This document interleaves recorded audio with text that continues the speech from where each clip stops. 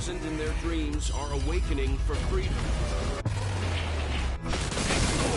Noise! Robin, is that you singing? You have heard their cries. This is not the paradise they hoped for. Even so, they don't know where they should be heading.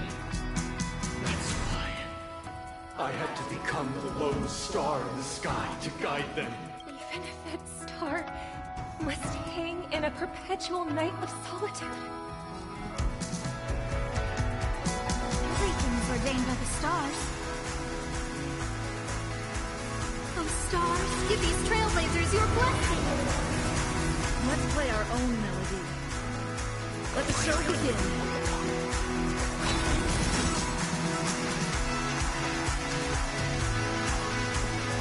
Wake up! Try hard some to watch this awesome move.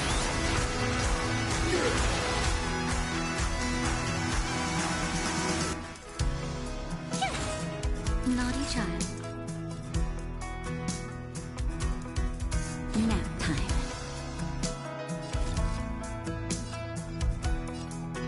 Who will it be? Noisy. Listen up! Try that again. Wisdom comes protection.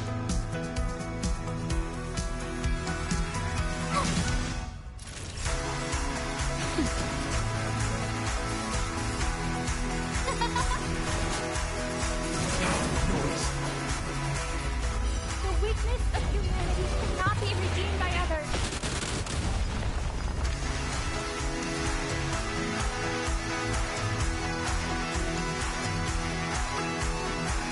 Wake up! Space! You can't run! Sink into a dream. Just a little something. Think nothing of it. Saving me won't earn you any favors. Oh, no manners, huh? Huh? Time for a shot. Nap time. I'm okay. They are part of the melody. Yet again. Everything's ordained by the stars. Stars, give these trailblazers your blessing. Let's play our own melody. Let the show begin. Wait for good timing. I'll take the lead. Listen up!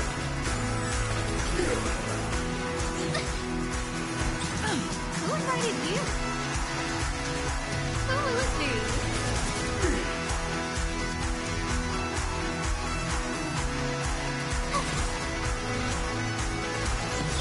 Naughty child.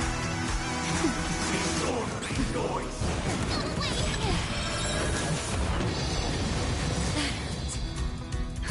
Just in time. Just a little something. Think nothing of it. Great teamwork.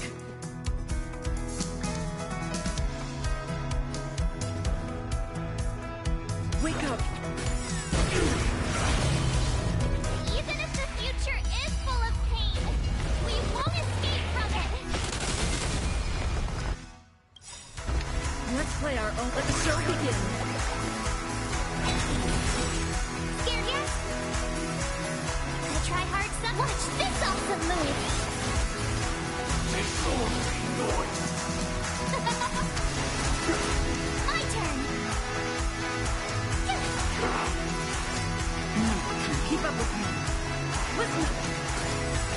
No manners, huh? Who will it be? Everything's so stars. Give these trailblazers your blessing.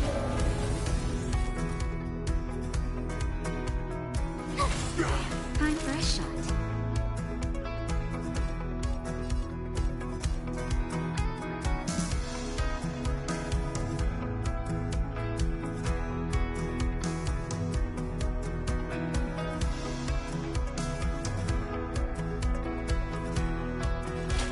That's better. Saving me won't earn you any favors. You can't run!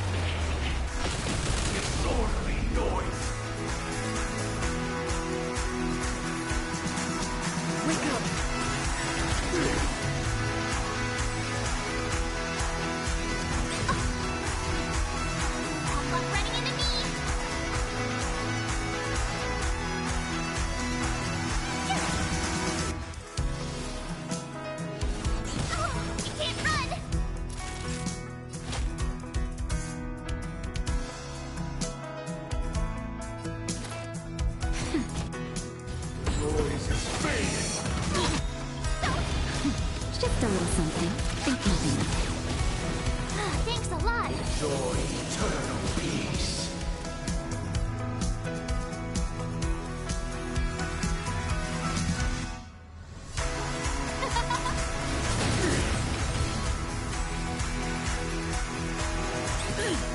I'll take the lead. Listen! Let's play our own melody. Let the show begin.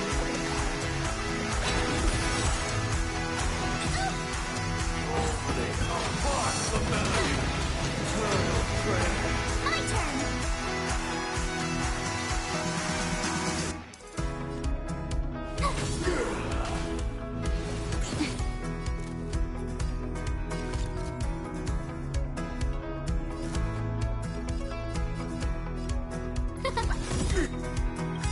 Everything's ordained. Oh, stars, give these trailblazers your blessing!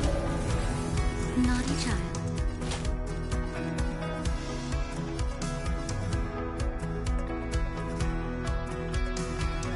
That's better. Great. Have a noble soul. Don't be shackled by the past. Keep up with me. Wake up. Who invited you? I'll try hard stuff. Watch this awesome move! What?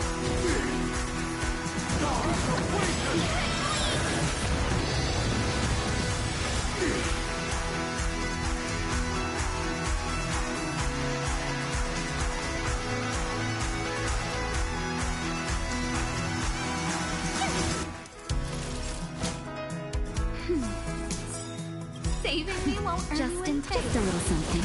Think nothing of it. Saving me won't earn you any favors. Listen up. Let's play our own melody. Let the show begin. Scared yet? Tough luck running into me. You're annoying. Oh, try that again. I'm okay. Wake up.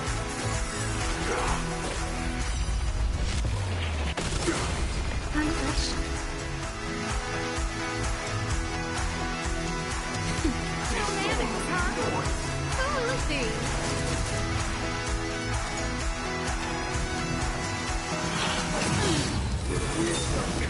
My turn. Gotta try hard sometime. Watch this awesome move. Noisy. Listen up.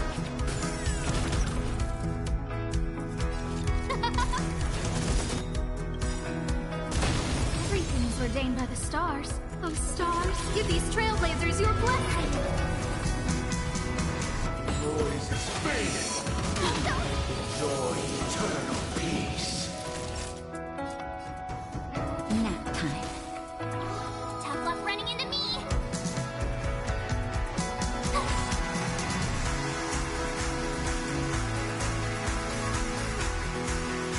Wake up.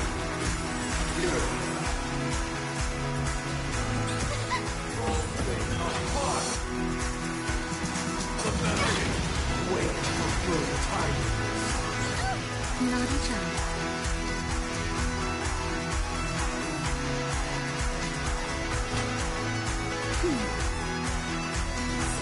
Saving me won't earn Just a you little favors. something. Think nothing of it. Great teamwork.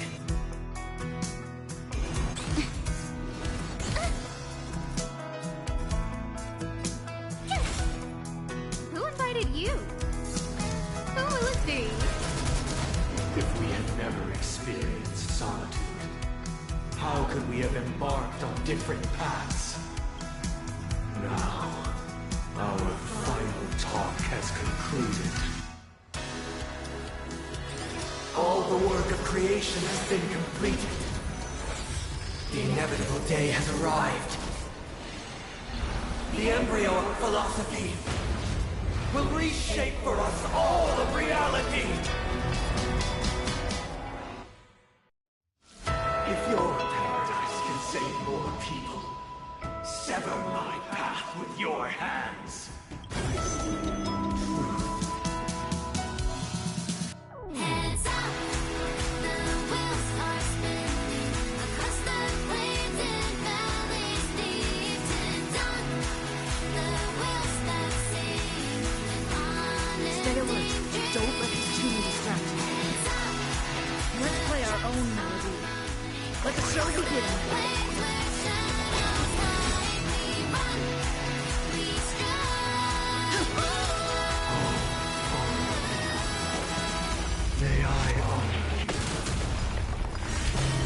Our destiny unfolds. I swear on words. No manners, huh? Our trials are yet untold. Seventh day vow. I command you to heed my... I have a bad feeling about this. It was not you who created all things. Everything's ordained by the stars. Those stars give these trailblazers your blessing. Created you.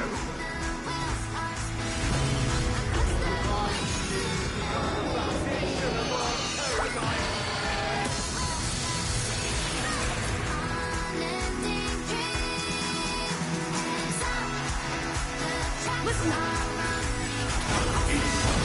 Told you I could bite. I'll try hard enough. Watch this awesome move. In the face of fear, no manners, huh?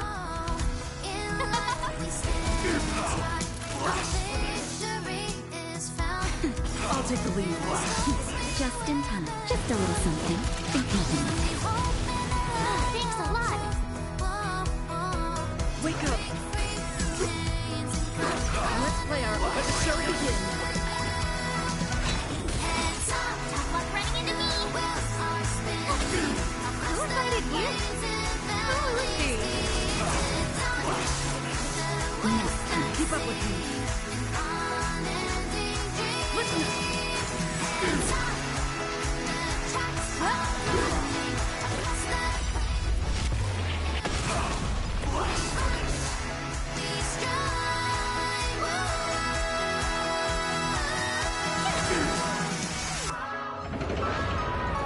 By the solemn desire for order.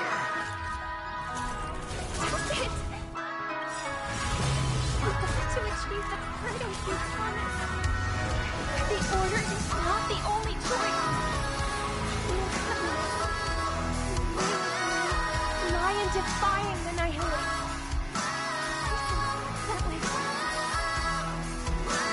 Wake up.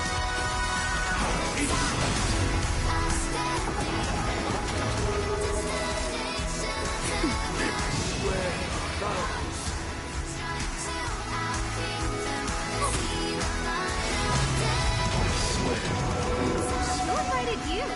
Who will it be? I'll take the lead. Listen up. I swear on human dignity. Nap time. Insolent.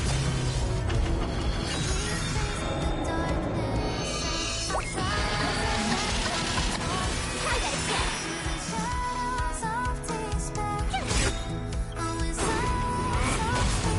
Try hard. Watch this awesome move.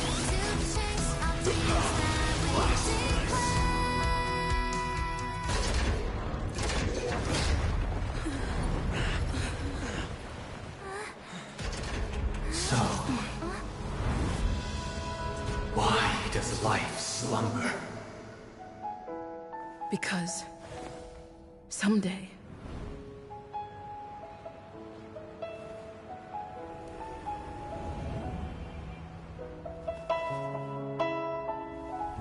we will wake up from our dreams.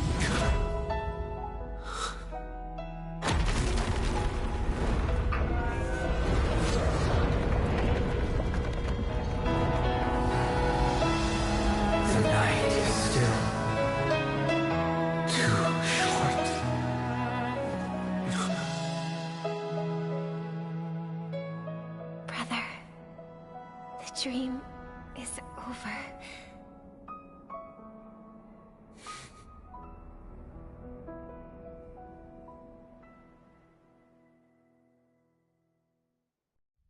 In the first year of the AE 2158, a fiery conspiracy erupted in the land of the dreams, but soon faded in chaos and destruction.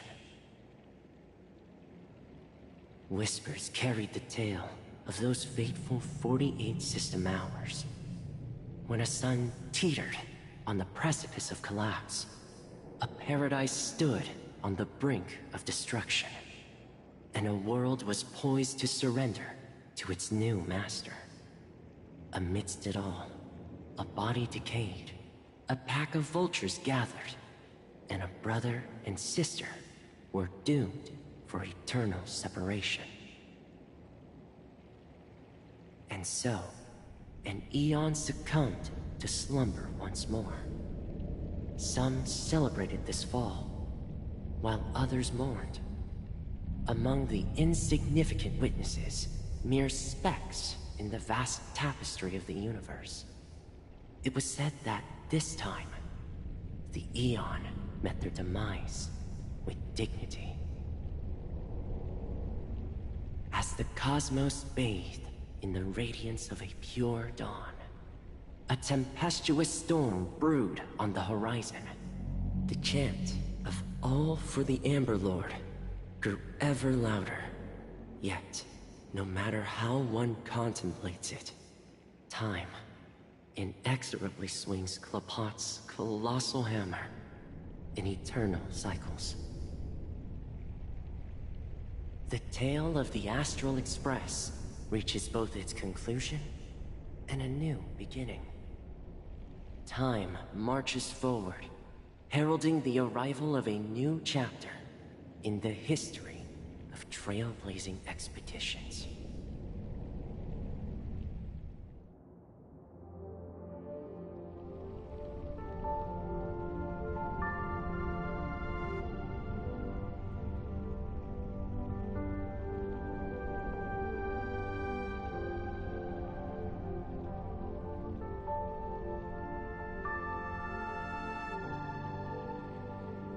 Brother, do you think the stars will fade away?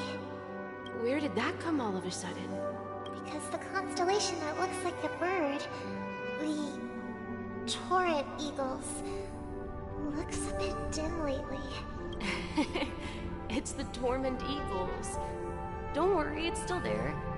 It's located in the inner ring of Penacony and can only be seen when spring and summer overlap. As for the question you asked, I think stars do die, just like people. But do you know, sister? No star actually belongs to the present. The light we see from them is from a long time ago, even after the stars perished. Their light will travel millions of light years, spanning countless years, to illuminate the night sky of another world. In our paradise, I believe there will be a star like that, shining with the same light. Its radiance will last forever, and its name will be Happiness. No, not just one star. We should have 2 stars. Or maybe even more. Yeah, you're right. It's a deal. It's a deal, then. This is our promise, and nothing will sway our ideals. Yeah, you bet.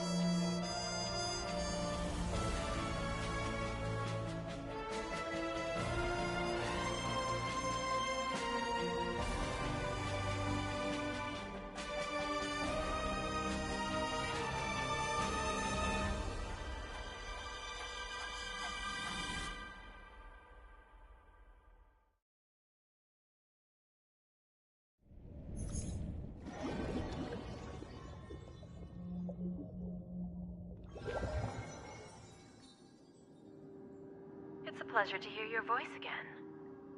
Congratulations. You've become the biggest winner of this festival.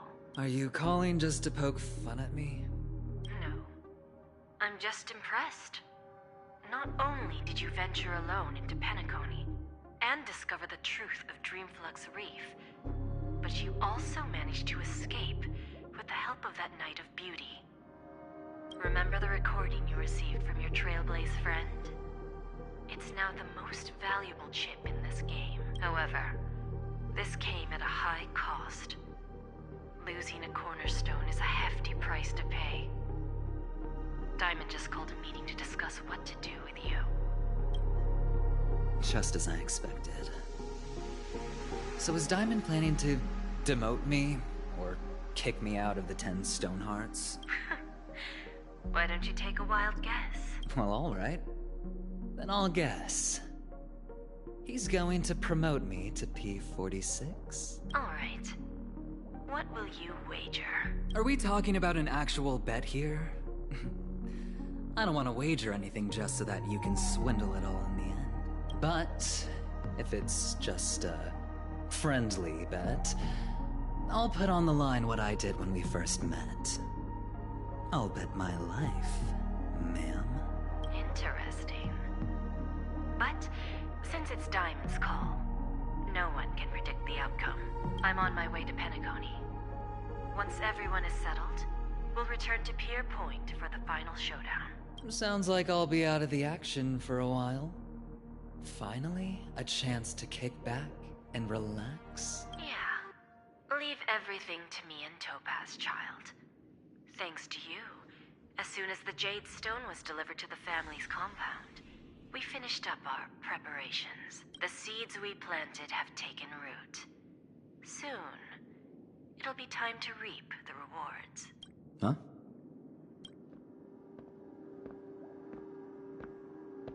Let's wrap it up for now. Looks like I've got a visitor here.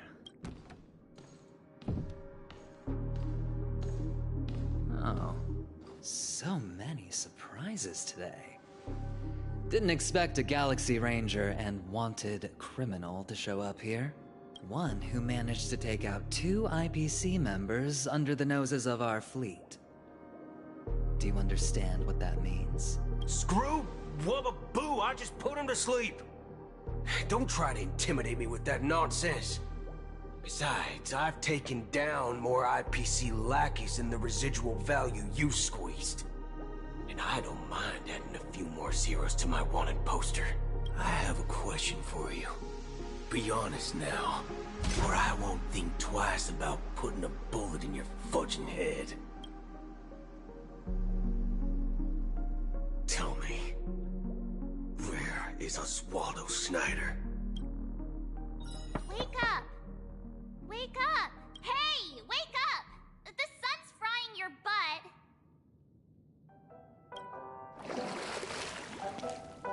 Are you okay? Can you hear me? I didn't hear a peep from your room, and it really freaked me out.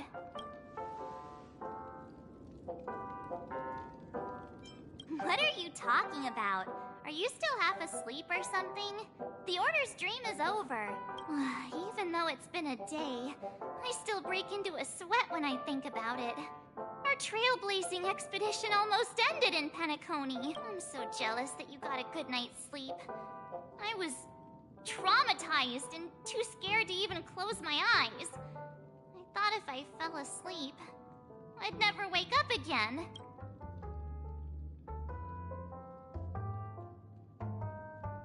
The Stellaron was sealed while you were sleeping.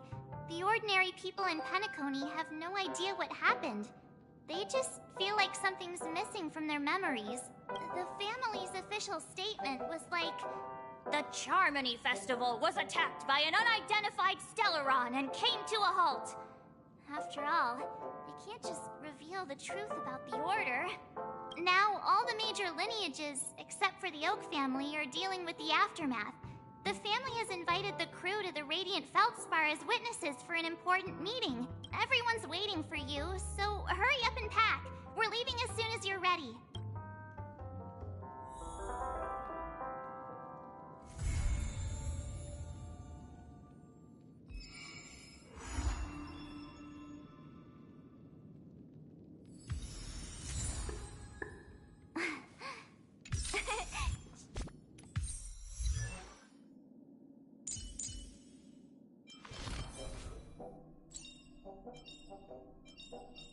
Unknown to each other, yet united in purpose, we make the same choices.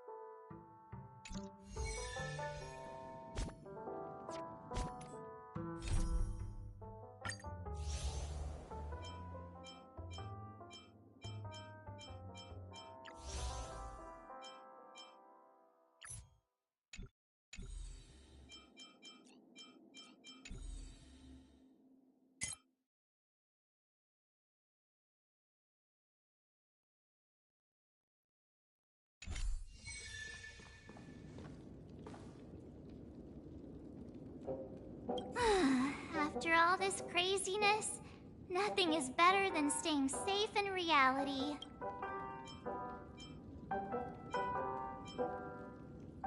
Why the sudden interest in that? Well, I was dragged into the sweet dream. I felt a cold tentacle diving into my memories, but something else was there. So the tentacle suddenly disappeared, and then I dreamed about stuffing my face with delicious food and going on a shopping spree. Sunday didn't seriously believe that was the life I wanted, right? Breaking free from that cheesy illusion was just a piece of cake. The Stellaron was sealed while you were sleeping. The family's official state now, all the major lineage... It's a massive airship, and it's awesome! I heard it's never shown to the public. Only VIP guests of the family get to board it and enjoy the breathtaking views of Penacony. The Iris family sent us a bunch of souvenirs. Fruit baskets, plus this fancy button model. After you're back on your feet, you can enjoy them all.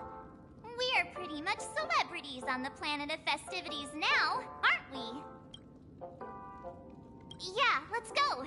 We've got some time before we board the ship, so let's catch up with everyone at Dream Jolt Hostelry.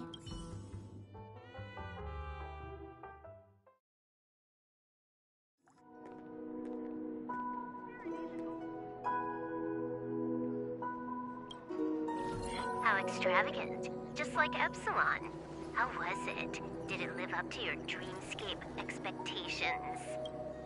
You already asked that when we first got here. Yeah? After all this madness, I'd say you've grown fond of it. Just a heads up, you're still on the Bloodhound family's wanted list, so keep a low profile. And this time, it's Firefly in the picture, not Sam. That's gotta be a whole new experience for you, right? Indeed. In Kafka's words, that's also a missing part of my life. Still, it'd be quite inconvenient if I can't move freely. Could you help me out, Silverwolf? I knew you'd say that. Don't worry. I've hacked all the systems and left no trace. Don't do anything that may draw attention, and don't talk with guards. They might recognize you. Keep these 2 points in mind, and you can go wherever you want, unbothered. Thank you. No problem, Miss Samuel. I love this fake name. Now that we're done here in Penacony, what will you do in your free time? I hear the Genius Society is here. How about we go stir up some excitement? Well, you know my script isn't over yet. I didn't bring you back to hear an answer like that. Don't worry. The script says that I'll experience 3 deaths, but also receive an unforgettable reward on the planet of festivities. How will I know if I don't try? All possibilities exist until the outcome actually happens, right? You may not realize it, but you have a bad habit. Whenever you seem to be asking a question, you've already made up your mind, and no words will dissuade you. Anyway, Kafka asked me to pass on this message. If you see anything fabulous in Penacony, get one for me too. Just swipe my card, you know the pin. She didn't specify anything, but I guess she means a dress, coat, sunglasses, or something else. You know better about fashion than I do. Sure, I'll keep an eye out. There's tons of options at OT Mall. Do you think she'll like trinkets, like hair accessories or brooches? Those sound more like something for young girls. Maybe you should keep them for yourself. Oh, by the way, Blade didn't explicitly say it, but I think he was trying to say something like, temptation will show up again in Penacony. He's always so subtle with his words. Got it. He was just worried about me. Relax, Silverwolf. You know me. I won't do anything crazy. I just want to wander around and see more of the world for myself. I want to buy some oatcake rolls. I've had a cake roll every day since I arrived in Penacony, from the first day to the last. But today, I'll buy 2 and give you 1. And if you don't like them, I'll enjoy double the pleasure. Or I can bring one to Kafka, as she never refuses. Or maybe I'll give it to Blade. He'll appreciate it. That's not written in the script, right? But as you see, I have added new footnotes to my destiny.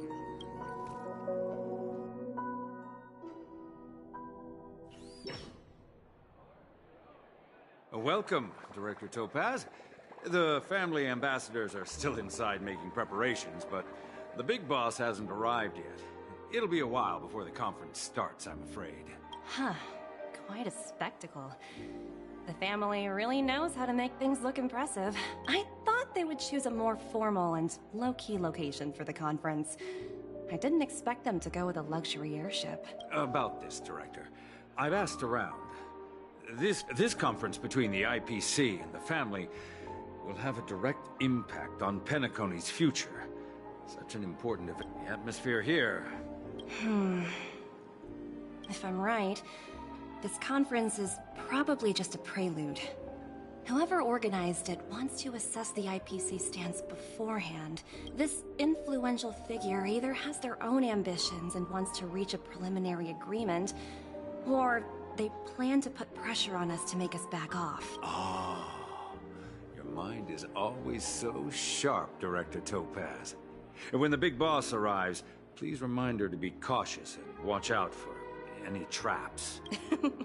Thank you for the reminder, but I don't think that will be necessary. When she's at the table, it's the others who need to be cautious. Just tell everyone on our team to stay focused on their tasks and not worry about the negotiations. Oh, got it. I'll do it right away. Oh, and one more thing. Don't call Miss Jade Big Boss in front of her, or there will be serious consequences. I mean, really serious. Got it. Thank you.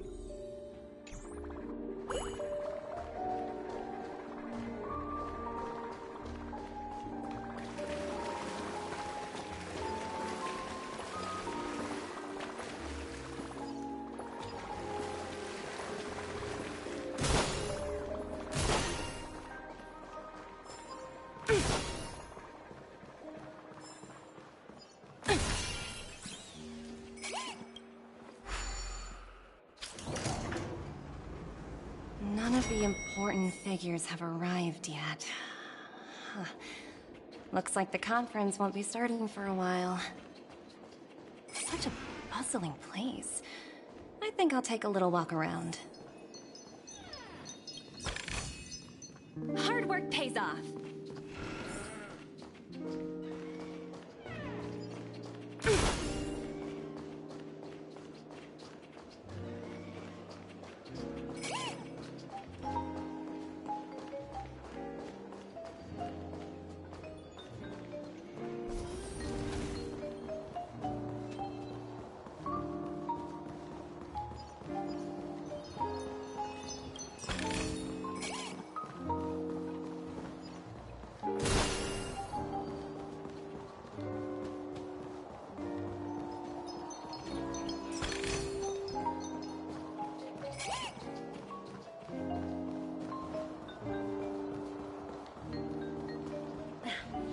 Watch yourselves in front of the IPC. Don't you dare embarrass me.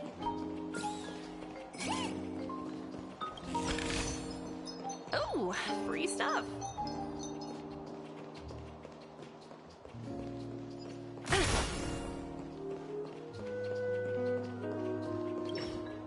Greetings, madame. What can I do for you? Hello. Could you tell me more about the Radiant Feldspar? I assume you are the ambassador of the eyepiece. The Radiant Feldspar is owned by Mr. Odie Alfalfa, head of the Alfalfa family. Mr. Alfalfa invested a significant amount in building this luxurious airship an Ember era ago, and it has been sailing across the 12 hours of the dreamscape ever since. Oh, so it's owned by old Odie himself. No wonder the ship is so lavishly decorated. Indeed. Mr. Alfalfa has impeccable taste. Please allow me to continue my introduction. Reverberation? Such a formal way of putting it. You're really downplaying the whole thing. I apologize. Please continue. Following the previous reverberation in the sweet dream, thankfully, the factors that disrupted the dreamscape have been resolved. However, due to, well, certain special reasons, Mr. Alfalfa suggested relocating the Charmony Festival to the Well, that would meet the family's needs and also create momentum for Mr. Alfalfa himself. Quite fitting for a legendary tycoon like him. Thank you for explaining matters to me. Goodbye.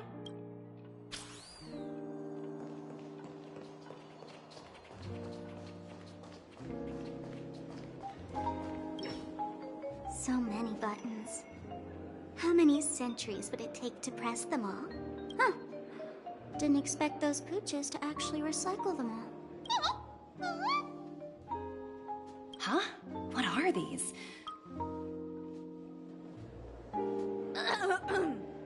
For your safety, please stay away from those objects. For my safety? Are these buttons something dangerous? Not exactly.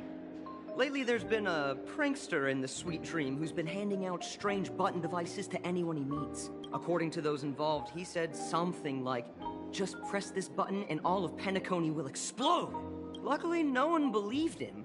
Still, the Bloodhound family collected these buttons just to be on the safe side. What will happen if you press it? Hasn't anyone actually tried? Well, perhaps you don't know much about Penacony? All the guests here have one thing in common. They're terrified of death. Anyway, the family will deal with these things. Please, kindly keep your distance.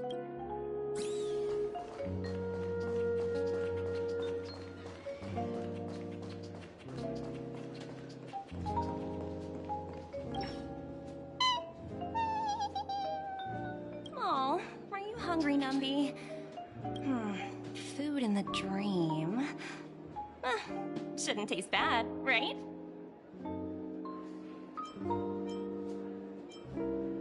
Numby! Cat!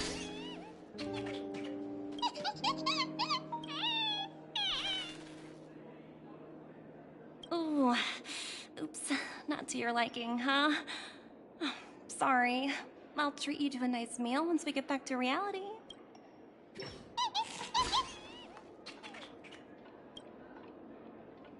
Hello? The Talent Motivation Department? Again? Internal review? Will it ever end? I'm working on a major project. I don't have time to squabble with you guys. The way I handled the Eurillo case was approved by senior management, and all of the project logs and calls are complete. Can't you check on them yourselves? I just don't understand. Why are you so fixated on this minor case and constantly escalating it? Seriously, what's your purpose? Sounds exhausting. Why not just hang up? In my opinion, you handled that project quite well. A little ball of ice in exchange for the Astral Express's good favor. That's not a bad deal for the department. It's been a while, little Yelena. I've been looking forward to working with you. Never imagined this day would come so soon. Is there trouble? You can tell me anything. Just like old times. It's been a while, Madam Jade. I'm honored to have the opportunity to work with you. You're still so formal, aren't you? Forget about the hierarchy and treat me as your equal. No need for unnecessary titles like Madam. I'm sorry, but it might take some time to get used to that. After all, you are a senior. Well, now that we're both members of the 10 Stonehearts, I need you to be at your best. Especially since the upcoming negotiations leave no room for error. As sharp as you are, I'm sure you've figured out the true purpose of this conference, right? I believe old Oti has taken it upon himself to test our limits before the official negotiations between the IPC and Penacony. That's true, and it works in our favor. Do you know why? If we can reach some sort of agreement with old Oti beforehand, and gauge our opponent's boundaries, our future negotiations will go much more smoothly. Exactly. And the hidden benefit is that as the head of the Alfalfa family, his actions suggest that the 5 lineages might not be as united as the Odes of Harmony would suggest, as long as the influence of Harmony hasn't completely permeated their core. Personal desires will always have their way. Thankfully, influential figures in Penacony haven't entirely suppressed their own desires. It's similar to the power struggles within the IPC. The supposed all-for-one philosophy shared by the 5 lineages. It's just a slogan now that the Dream Master has gone. After the downfall of the Yoke family, old Oti's faction became the dominant force in Penacony. Even if we consider only the succession order, he's the longest serving and most senior among all the family heads. Yes. That's exactly why we need to handle the conference following an agreed-upon strategy.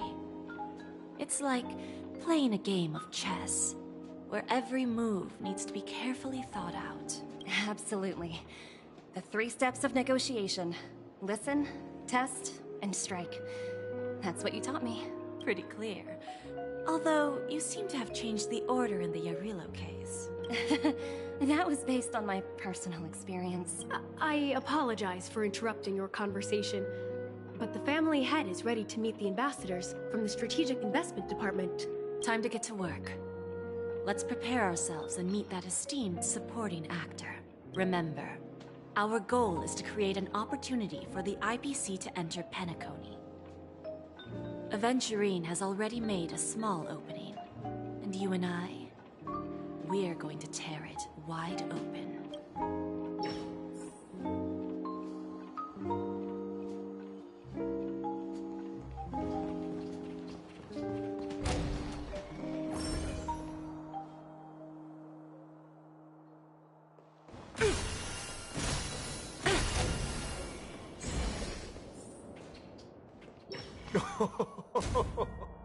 Welcome aboard my ship, the Radiant Feldspar. Smart and charming ladies. Please, have a seat.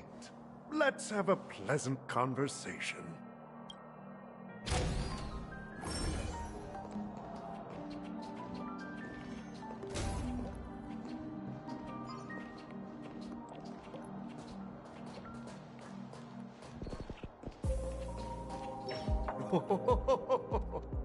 Welcome aboard, my dear ladies. Forgive me for any lack of attentiveness that might have led to a lengthy wait outside.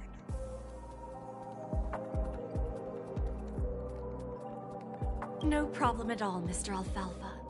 It's my honor to meet you in person.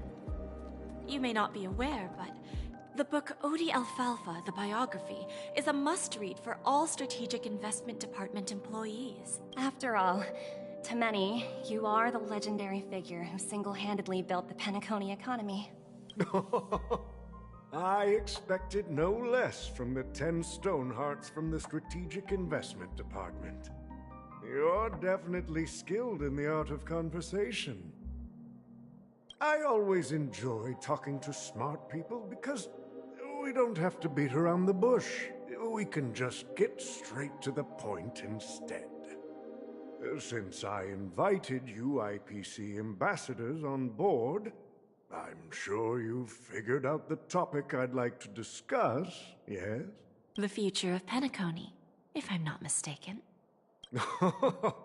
Precisely. Those few words represent a terribly complicated situation indeed. Let's take that golden-haired guy who's not showing up, for example. He put in great effort and almost got himself killed. But what was it all for? Wasn't it eventually to create an opportunity for you IPC to regain control of the precious Astana? The wisdom and experience you've accumulated over 10 Amber Eras are truly impressive. Let's assume your assumptions are correct, Mr. Alfalfa. How would you respond to the IPC's actions? I appreciate your composure, Miss Jade. You must have witnessed much in your worldly experiences. However, perhaps you don't know much about Penacony. Old Oti won't sit idly by when faced with a greedy wolf.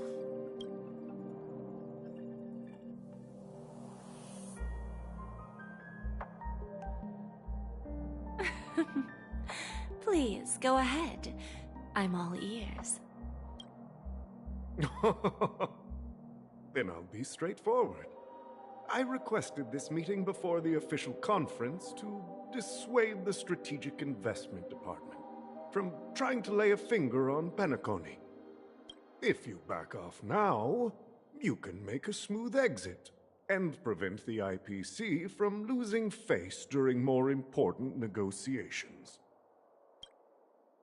One of our P-45 executives was attacked and nearly killed in the Dreamscape. The IPC can't simply ignore this incident.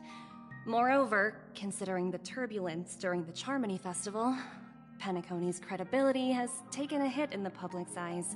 Despite your determined attitude, the issues plaguing Penacony are real, are they not? You use the term real, Miss Topaz, but let's not forget that this is the realm of dreams. If you want to succeed here, you need ambition and unconventional thinking. Curious about how I plan to respond to the IPC? Well, I don't mind sharing.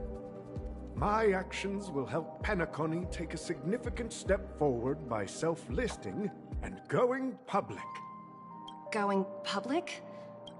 If I'm not mistaken, you want to bypass the IPC and go public on a universal scale. Precisely. Instead of watching the IPC gnaw away at Penacony, I'd prefer to open the doors of the sweet dream to the entire universe. Starting today, anyone in the cosmos can become a shareholder of the Land of the Dreams. This is the path of harmony I'll choose.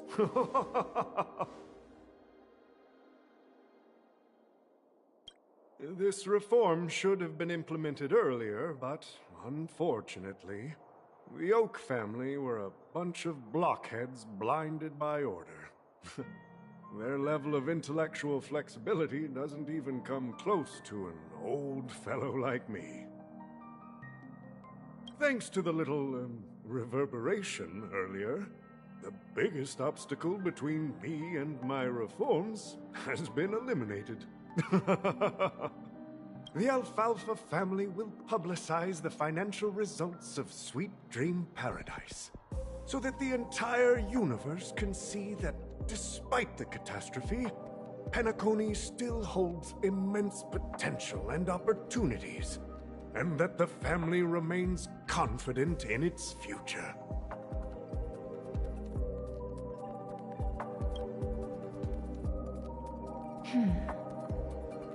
Crisis and opportunity are two sides of the same coin. So, you've been waiting for the right moment for Penacony to regain the spotlight. And if Penacony should seize this opportunity to overcome adversity, even if the IPC tries to intervene, every move we make will be scrutinized by trillions of people.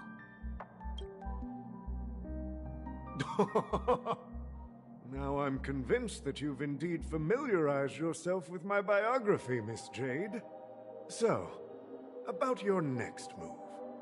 Please, consider it carefully. Indeed. We need some time to digest such a wealth of information.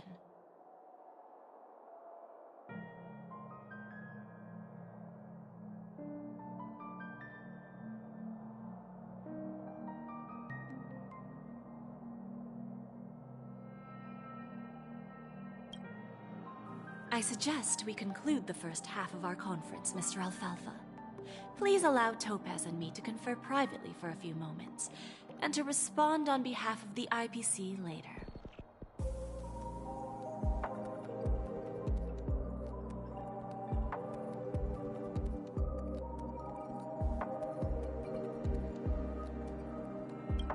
Of course.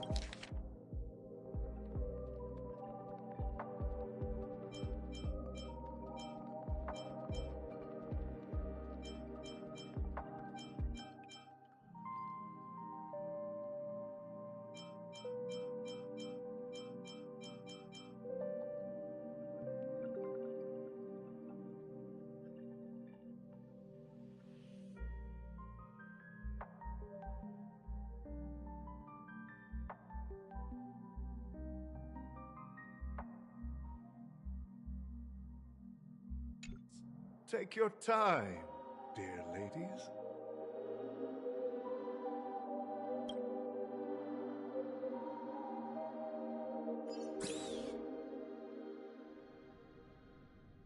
The Alfalfa family had a meeting with the IPC?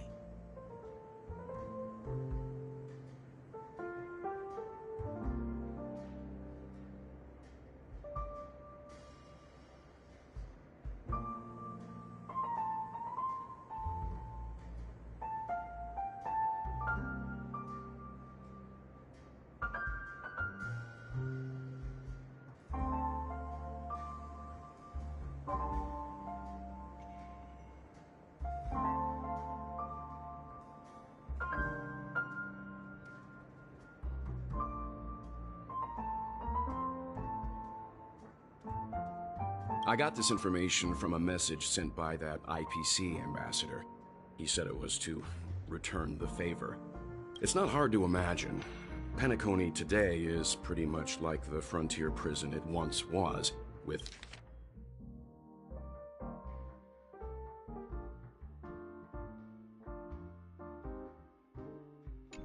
external forces casting greedy eyes and the undercurrent of order lurking within.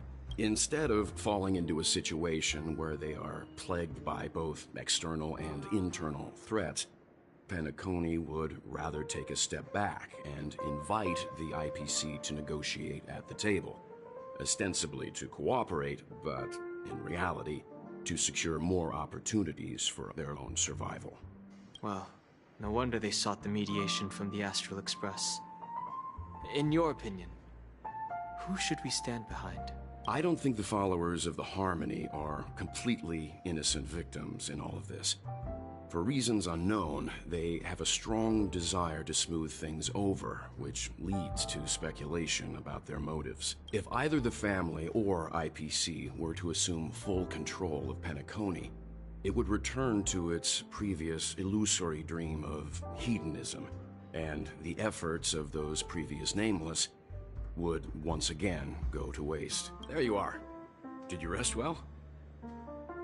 I didn't disturb you since you were in a deep sleep.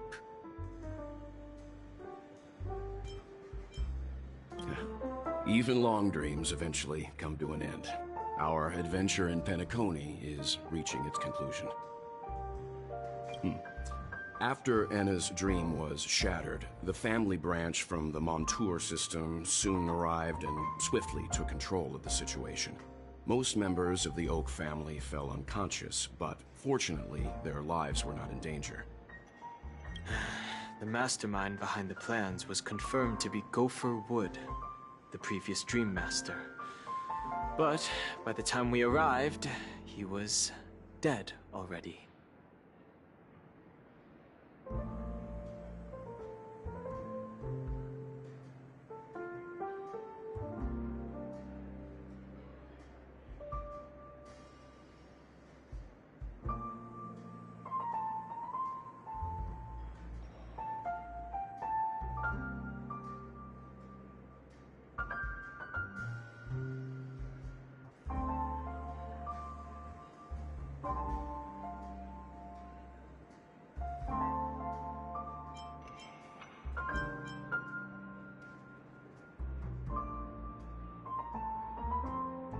he'll face a trial.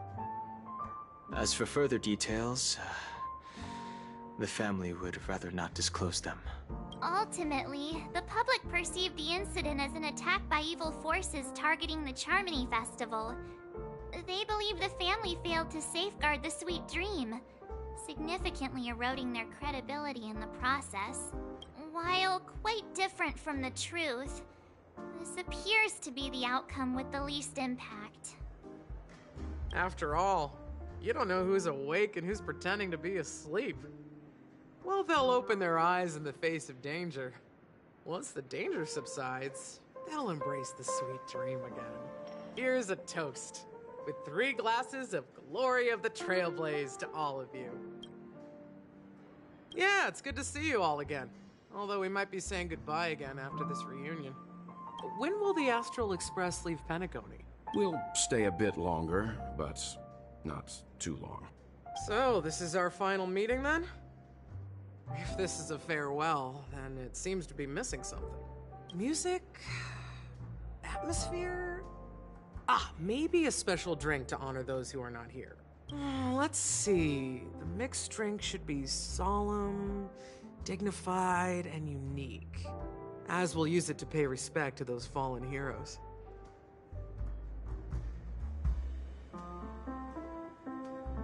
To the Nameless, resting in peace, and to Gallagher.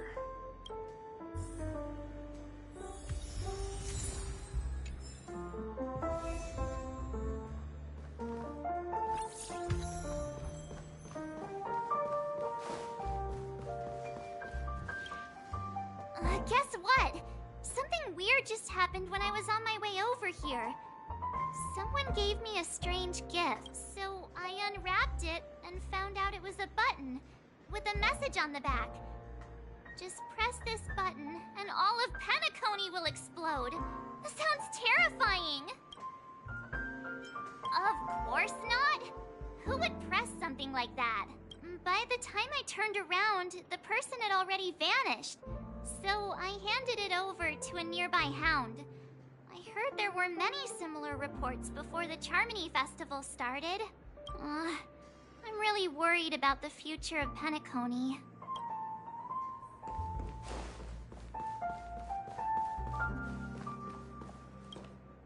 Ready to mix your drink? I'm not sure. I haven't seen him since our last meeting at the lounge. Come to think of it, he always did come and go quietly. We used to discuss everything here. But every time he'd leave, I'd realize that I didn't know him at all. Such is the mystery that is Gallagher. I have a hunch. Perhaps he's already fulfilled his wishes and won't be coming back. Before we start, would you like to talk to your friends? We have plenty of time.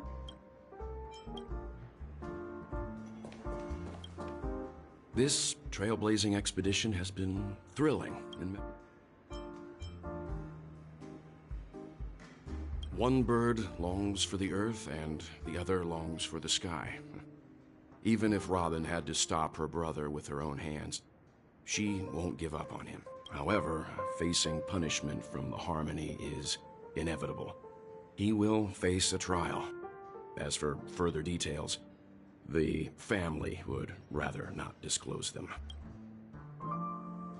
Since the family took up residence in Penacony, the Order has been hiding in plain sight under the guise of the Oak family, using the stellar... That's the claim the family makes. Whether... Venturine's efforts finally earned the IPC a seat at the table. As a result, a more senior representative arrived in Penacony and initiated. As far as the Astral Express is concerned, the IPC will make for an... Well, it was somewhat surprising. In that dream, I returned to my homeworld and reunited with my long-lost friends. And for some reason, Acheron resurfaced in my mind. When I realized that her conclusion was not preserved in memories, I became aware of the bitter truth. The conclusion of a journey can often be so. It's rare for all passengers to leave the Express together during a trailblazing expedition. But for Penacony, it seems most appropriate. Given the conductor's presence, there's no need to worry about it. However, it's crucial. In my dream, the Express stopped at many places, and passengers came and went. However, the 5 of us were always present, and the journey seemed never ending. Perhaps this could be a deep-seated desire inside me. And upon realizing this, I knew it wasn't real. No related records exist in the databank, but I have a theory. The hidden dangers of the Order have always... However, now that more powers in the universe are aware of this secret, the situation in the cosmos will become more complicated. Like I said, we'll go and see. Once we've packed everything, we should head to our next destination.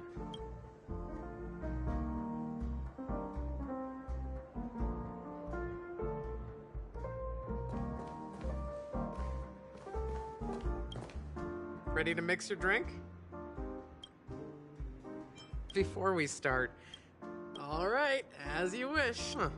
I think I have an idea about what drink to make. Would you like it bitter or sweet? Here's Bitter Dreams, the least popular drink in this bar. It's bitter and sour. Just like the harsh realities of life. Not a bad choice. Let's start mixing.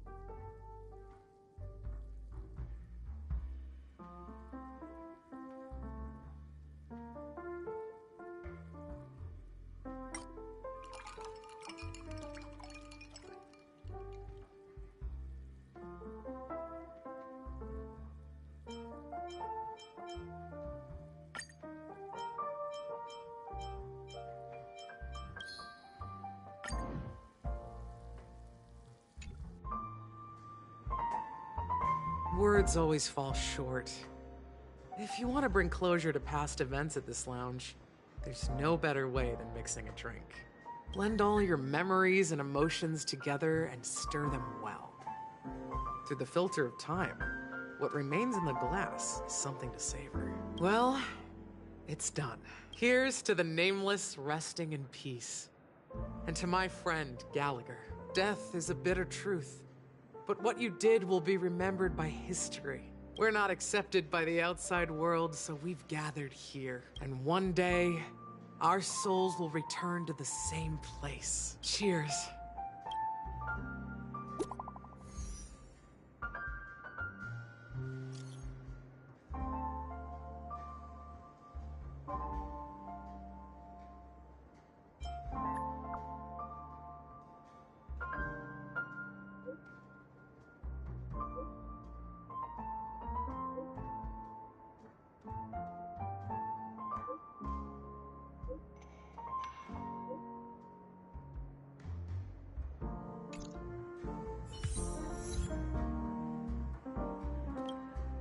Oh, are you leaving? Well, then take this with you.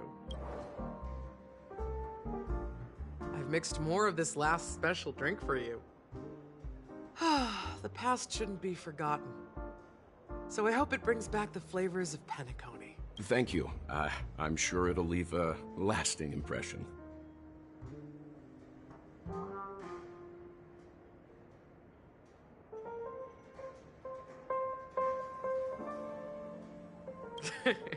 If you happen to run into Gallagher, make sure he has a sip too. I know his tastes, and he'll be thrilled.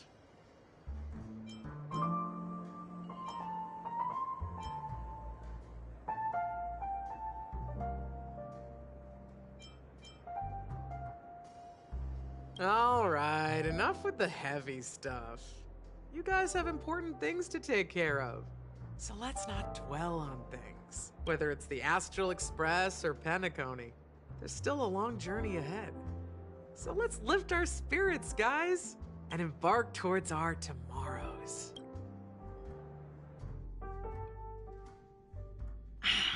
Old Oti is a tricky opponent. I didn't expect him to take the risky step of going public at such a critical moment for Penacony. Indeed. He's definitely bold. It's that kind of boldness that made him the Odi Alfalfa he is today. Still, the outcome is uncertain. Shouting loud doesn't necessarily carry any weight. What about the phone call I asked you to make, Topaz? Ah, they agreed. But it'll take some time before they arrive. Just as it should be. The sweet dew should be served after the bitter poison. Looks like we'll be skipping the exchanging apples step this time around. Now that we're dealing with a greedy merchant, a simple apple wouldn't make a difference. Well, I guess I included myself in that remark too. Now I'm a bit curious, Topaz. Do you think Penacony is a quality asset? Yes. Despite its recent calamity, Penacony remains a top-quality asset within the cosmos, with good credit, lucrative potential, and promising prospects. Well, that's obvious. But what I truly wanted to know is, this project is obviously too bland for your taste, isn't it? That's true. I wouldn't be here if it weren't for Aventurine. But despite that, you trust him. You even entrusted him with a cornerstone. Something as precious as life itself, to finish this gamble. Are you not in the same boat, Miss Jade? Without us playing along, your Jade Stone wouldn't have made it across the border so easily, allowing you to see all desires that flow through dreams to gain a bargaining chip in negotiations. That's why I'm willing to stake my Topaz Stone to cover for you. It's like one big, elaborate game of chess. Once that kid sets his mind to something, nothing can stop him. Not even fate. Well, at least he's still alive, and that's the best outcome. Looks like we've strayed off topic, Miss Jade. Should we discuss our next steps? No need. I'll go it alone. Meanwhile, you can go greet our honored guest and wait for my message. Okay. Is that Robin? Huh. She's also here on the Radiant Feldspar.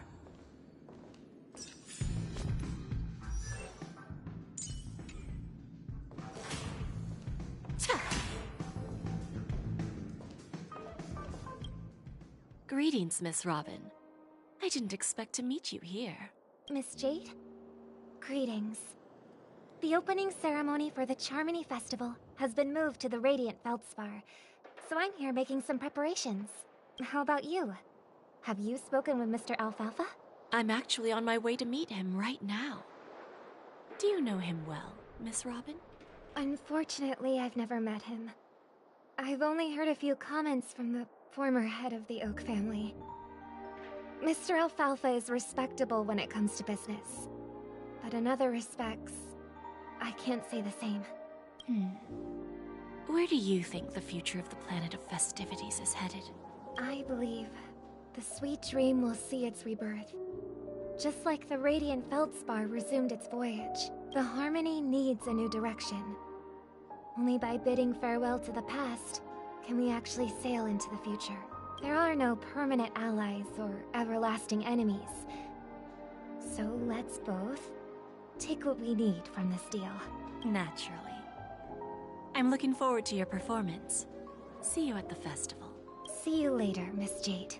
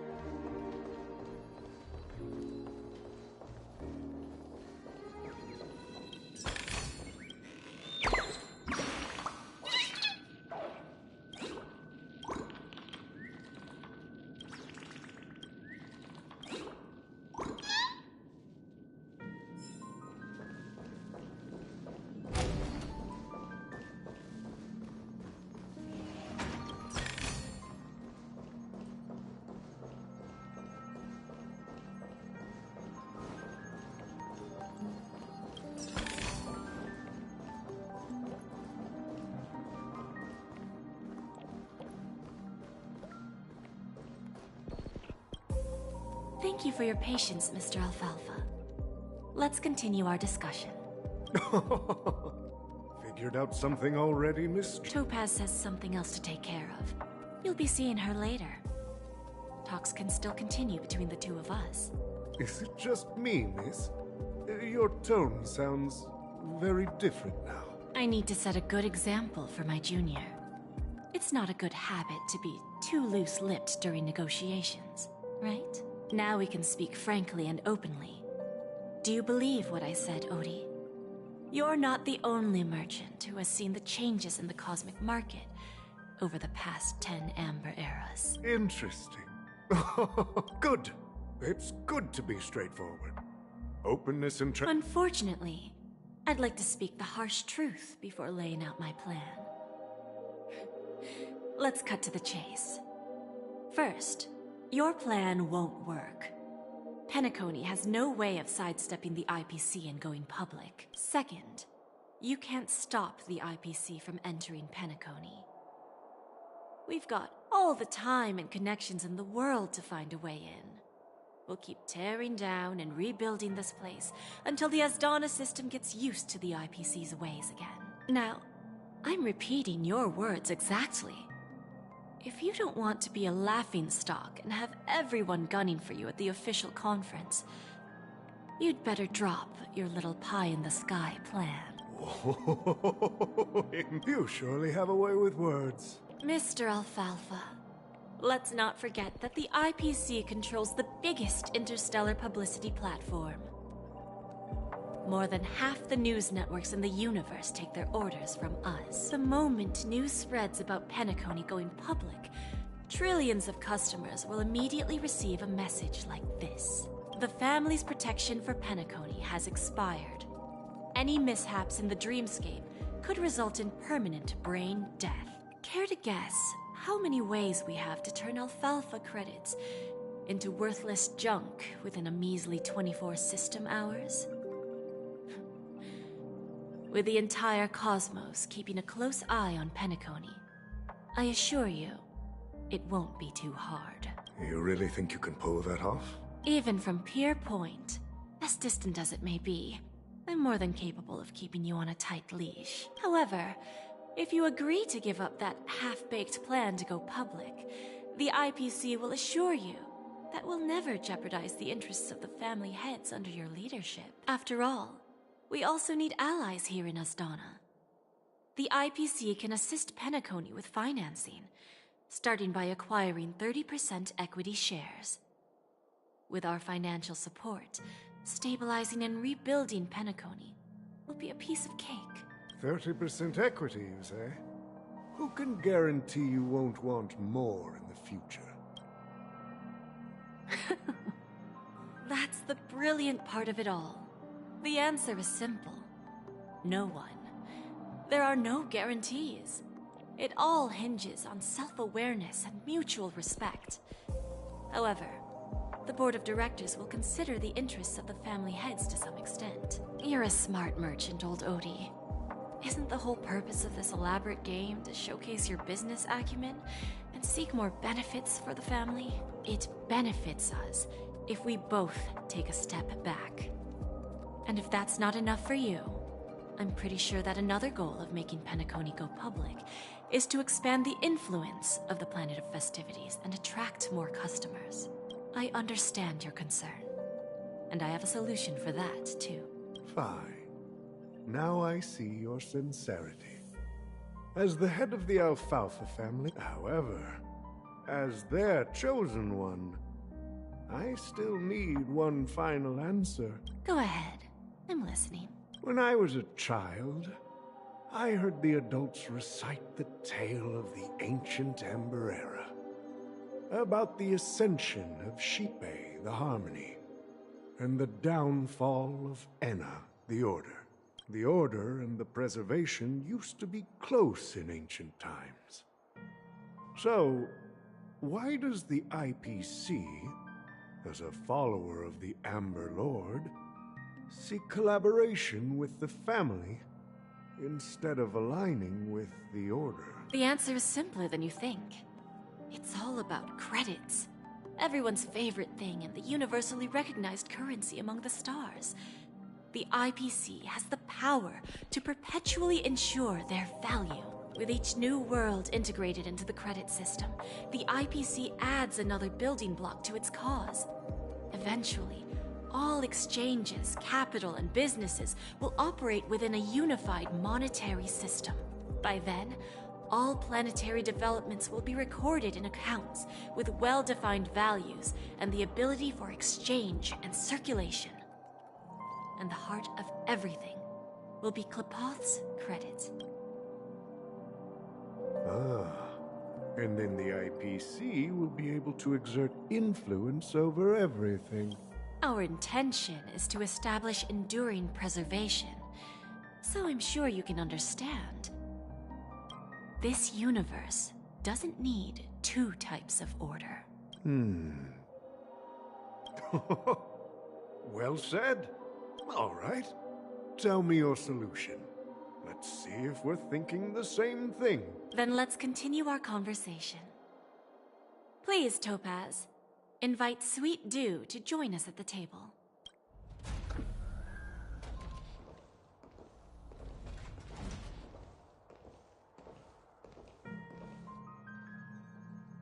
Thank you for your presence, Miss Himeko. Please allow me to introduce her to you, Mr. Alfalfa. This is Miss Himeko from the Astral Express, one of the future shareholders of Penacony. I've heard so much about you, Mr. Alfalfa. It's an honor to meet you as representative of the Astral Express. This stunning lady is the navigator of the Astral Express? It's a pleasure to meet you. I believe everyone here is familiar with the general contents of the proposal. After this round of financing, the IPC is expected to hold 30% of Penacony's shares. Then, the IPC will transfer 5% of that stake to the Astral Express and recommend Miss Himeko as an independent director to honor the sacrifices and contributions made by the former Nameless to the Land of the Dreams. While this decision isn't finalized yet, we are honored that everyone here recognizes the way of the Trailblaze. While the Nameless didn't embark on their journeys for fame or fortune, if this is the wish of both the family and the IPC, I will represent the Astral Express and fulfill my duty as a member of the board of directors. The entire crew has agreed to assist in the reconstruction of Penacony. Beyond that, in our future travels, we are committed to bringing the beautiful dreams of the Planet of Festivities to more worlds. Of course, all cooperation is based on one premise. The path of harmony in Penacony must not be distorted again, and such a tragedy must never recur.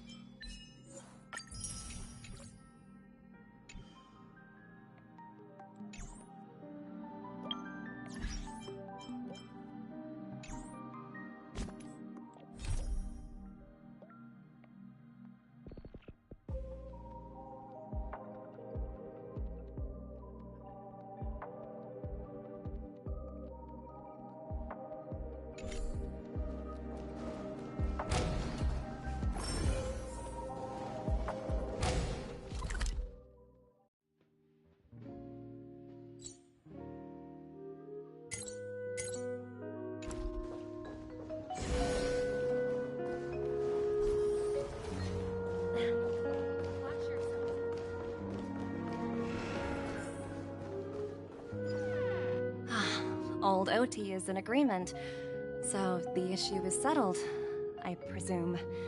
What about the remaining family heads? They will soon realize the situation. When old Odie answered the last question, he represented more than just the Alfalfa family. When should we schedule the formal negotiations? I'll handle the arrangements. It's all up to you. I'll step back and let you handle the negotiations and takeover. I won't be involved. But Miss Jade, this is... Aventurine initiated this case, and you were his project partner. If that kid hadn't overplayed his hand, I wouldn't have been pushed to the forefront. I came here today to help you sort out the toughest issue.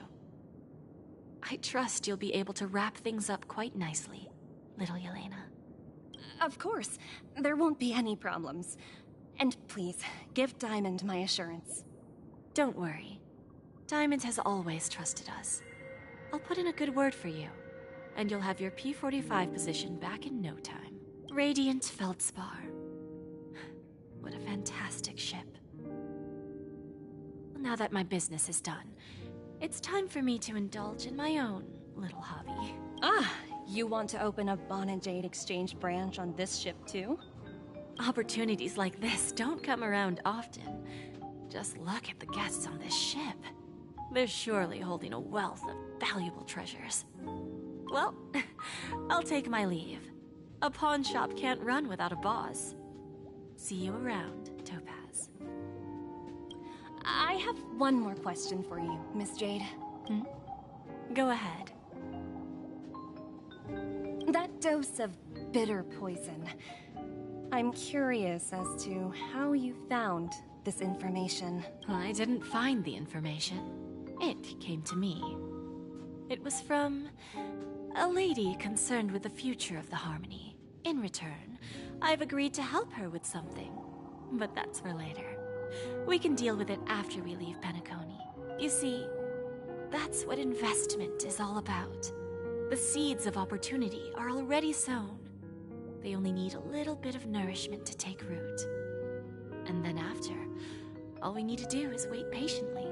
Like right now, for example. It's just about time my final guest boarded the ship.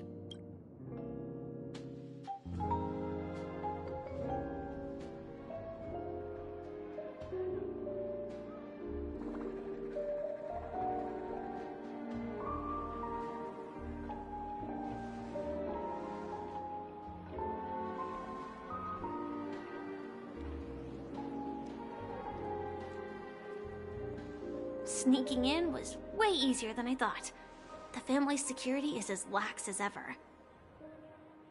So, this is the Radiant Feldspar. So luxurious. A pawn shop that grants wishes. Is there really a place like that on the ship? I'll find out for myself if the rumors are true or not.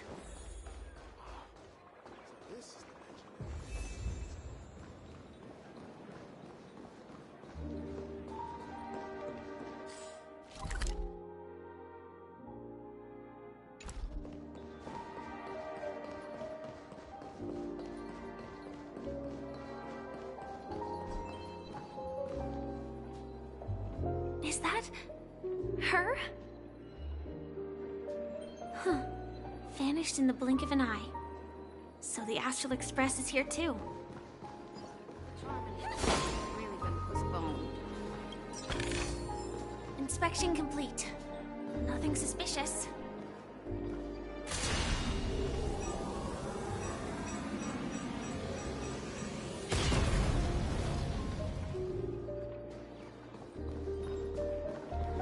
What happened to Penacony?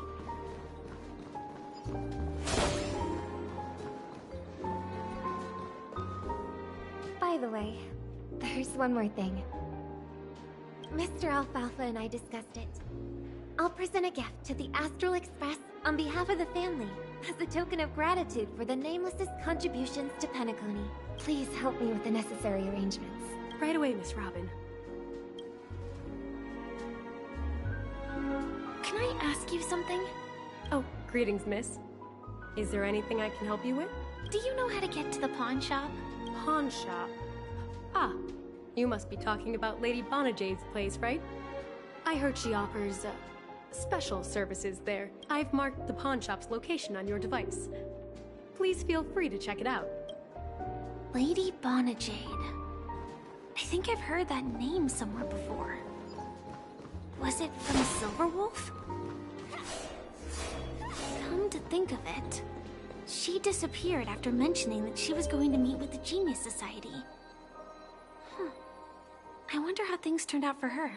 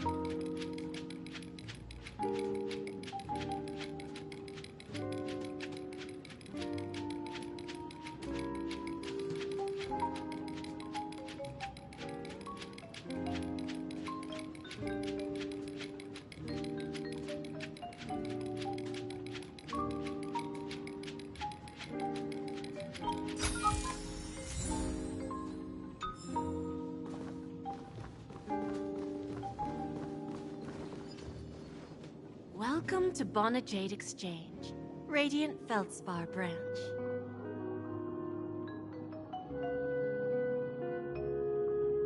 How should I address you, dear lady? Just call me Samuel.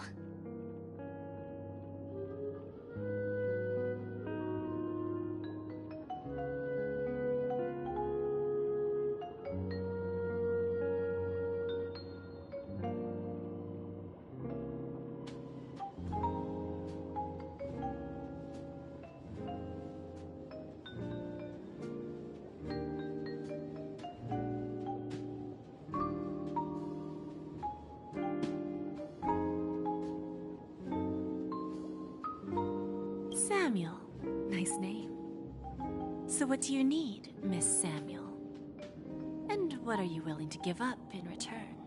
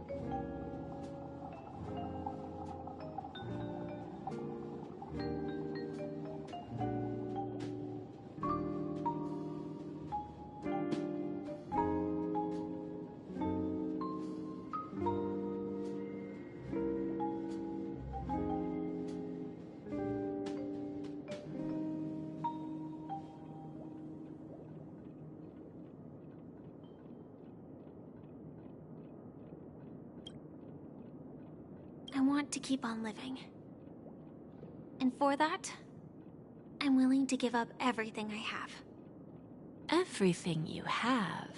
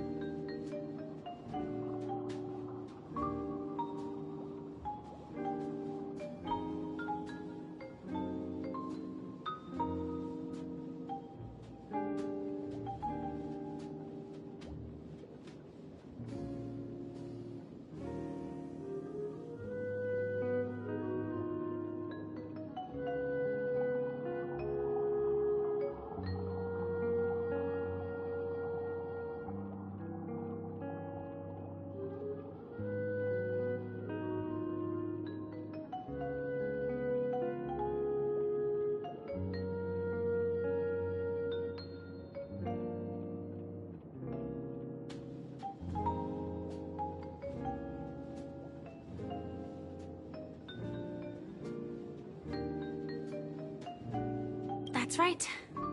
Everything. Miss Samuel, I think you'd best turn around. It seems you're not quite familiar with the term pawn. What do you mean? I mean it literally. I sense your burning desire to live, but unfortunately, you don't have anything of equal value to offer. Okay. A pawn shop that grants wishes. I see. It's just a marketing gimmick. Well, that's quite a harsh accusation. I understand you may not fully comprehend what I mean, but don't worry. I'll help you understand.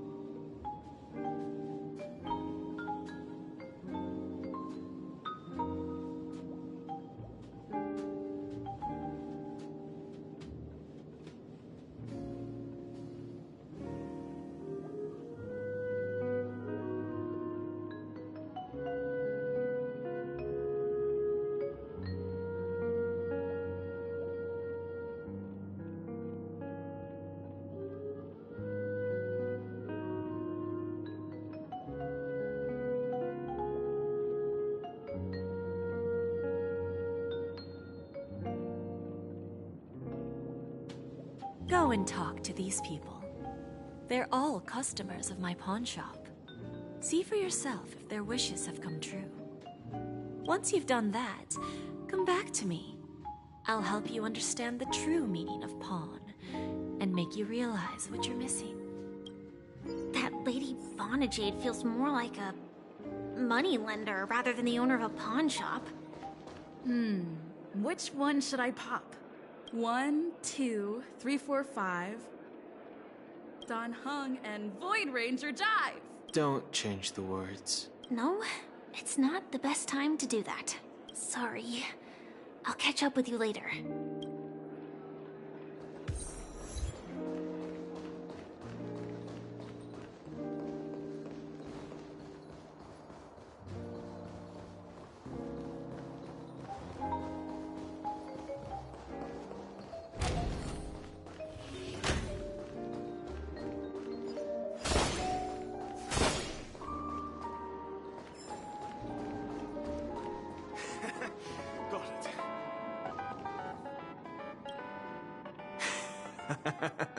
You stupid little girl.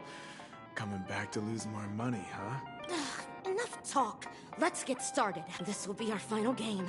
I'm betting my entire fortune. Oh, a big talker, huh? All right, let's see what you've got.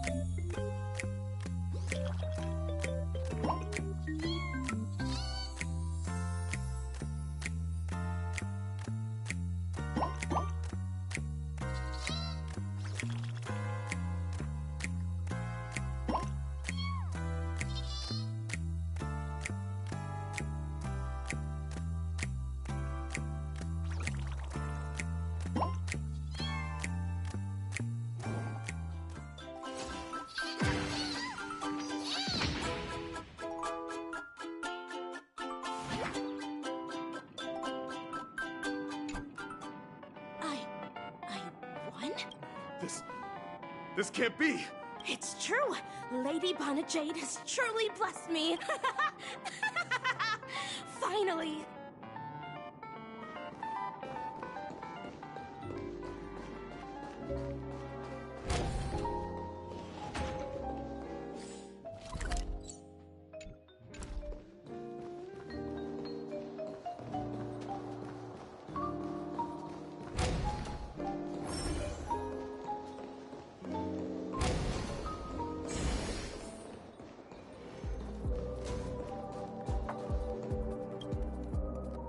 Prepared a gift for you, Dorothy. Check this out. Whoa! What a beautiful necklace! Is it made of cymophane? It's stunning. How did you know I love jewelry made of cymophane? It has the same purple hue as the necklace my dad gave my mom. I've never told anyone about it. How did you find out, Del? Well, will you go out with me? I will. Really? I mean, really? I never said yes before because I thought you had no idea what I liked. But this gift made me realize you were actually paying attention all along. Wonderful! My wish has actually come true! So, shall we go, Dorothy? Let's go outside and enjoy the stunning views of the 12 hours. Yeah, let's go.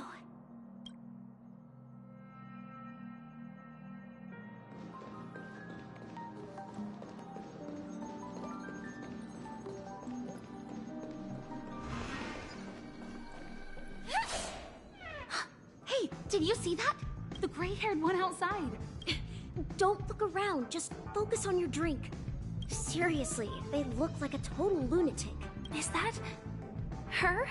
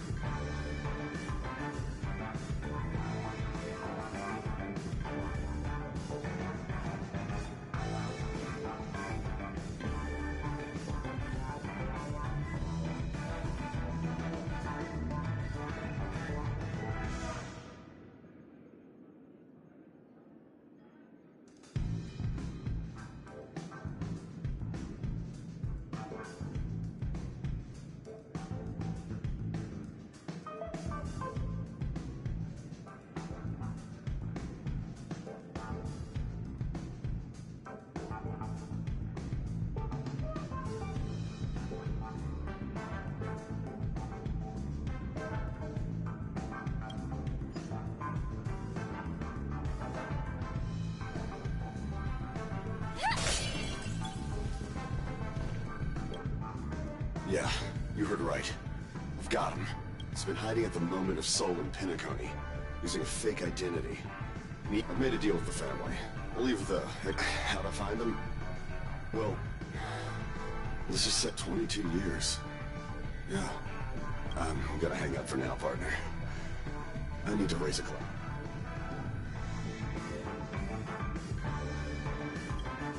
All of their wishes actually did come true. But I just don't understand. How did she do it? And what does pawn really mean? I should go back and ask.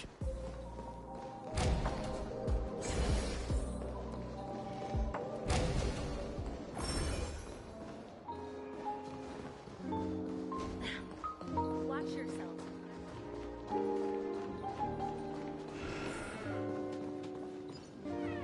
So you're back, Miss Samuel. Yeah. I found those people. And it seems their wishes did come true after visiting the Bonajade Exchange. But I'm not sure what you want me to see. They all seem to be living... fulfilled lives. Not so fast. This step was just to show you that the Bonajade Exchange is genuine. That I had the power to grant their wishes. And now, I'll tell you the price they paid. Del was from a wealthy family. He was head over heels for Dorothy, and wanted to win her heart. So he made a deal with me. He put up his entire fortune in exchange for a gift that would impress Dorothy. It was a piece of cake for me, thanks to my IPC connections. However, Del will soon find himself evicted from the dreamscape because he can't afford his room. Whether he can bounce back from poverty, well, that depends on him. Let's just hope that necklace will keep their relationship from crumbling. Then there's Stacy, a lady with a gambling addiction. She wanted some serious luck, but she had nothing to offer. So I took something else instead. I took away all her close relationships. From the moment she stepped out of the Bonajade Exchange, every casino in the cosmos would remember her name. But her parents and siblings would sever ties with her, and it would be impossible for Stacy to make any real friends again. She will accrue a vast wealth due to her good luck, but she'll never be able to use it for the people who truly matter to her. As for Detective Walker, he spent 2 decades chasing down a wanted criminal for some heinous crime. But he never caught the guy. In his desperation, he came to me. He offered his own memory system as collateral. In due time, his memories as a detective will be erased, and he will completely forget his own identity and all the sacrifices he has made. Interesting, don't you think? I fulfill people's desires and grant them favors, and soon they come back to me with even greater desires. When people see others' desires get fulfilled, they develop their own desires. It seems like an endless cycle, but it does have a goal. In the end, I will get what I desire from this whirlpool, and patience happens to be one of my greatest strengths. So now, do you understand what you must give up, Miss Samuel? Or should I address you as AR-26710, a remnant of Glamoth's Iron Cavalry? I'm not surprised. You are much calmer than I expected. Entropy loss syndrome. Truly an unjust misfortune, isn't it? The higher-ups in Glamoth implemented such a failsafe within the genes of their warriors, just to make sure the Republic's most powerful weapons wouldn't fall into the wrong hands. As for the price, those Iron Cavalries weren't exactly seen as regular, independent humans, so there wasn't really a price to be paid. However, you are different. You're now a Stellaron hunter, a living being named Firefly. Naturally, you want to continue your existence, but with the Firmament Front gone, the people who know the secret and can cure the disease are nowhere to be found. Are you suggesting that the IPC has a remedy? Well, there might be a silver lining. That's all I can say for now. I see. It's no wonder you said I can't provide anything of equal value. Because nothing I own holds any meaning. So, you're going to ask me to personally restrain my partners to ensure my own survival? Unfortunately, that's not quite the case. Partners. A nice way to put it. Now I'm even more curious about the Stellaron Hunters. Each of you has your own identity and a special bond with each other. It's strong and intimate, and yet it allows for independence. Just as the 10 Stonehearts follow Diamond, you follow your own leader. I wonder what they are like, and if all Stellaron Hunters are like you. Traveling on the path of finality, but struggling against your destiny. Attempting to move in the opposite direction. I really hope that one day, all of you will come and visit my pawn shop. I'll be waiting patiently for that day. Can I see this as an invitation? From Diamond to the Stellaron Hunters while keeping the IPC in the dark?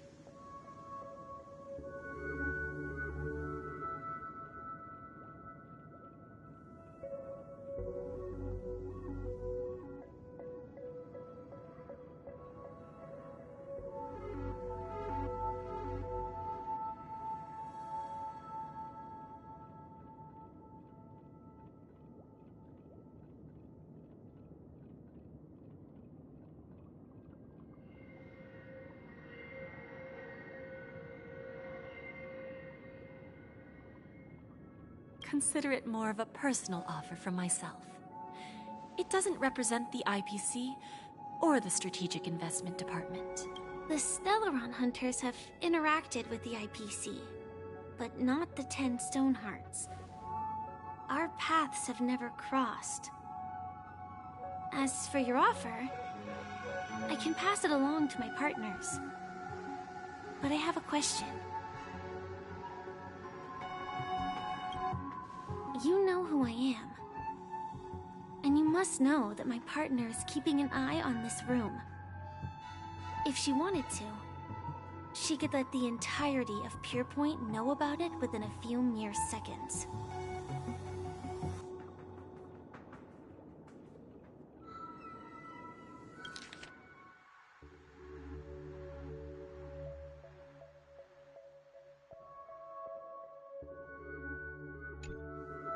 What drives you to take such a risk and extend this invitation on behalf of Diamond, even if it could lead to your downfall?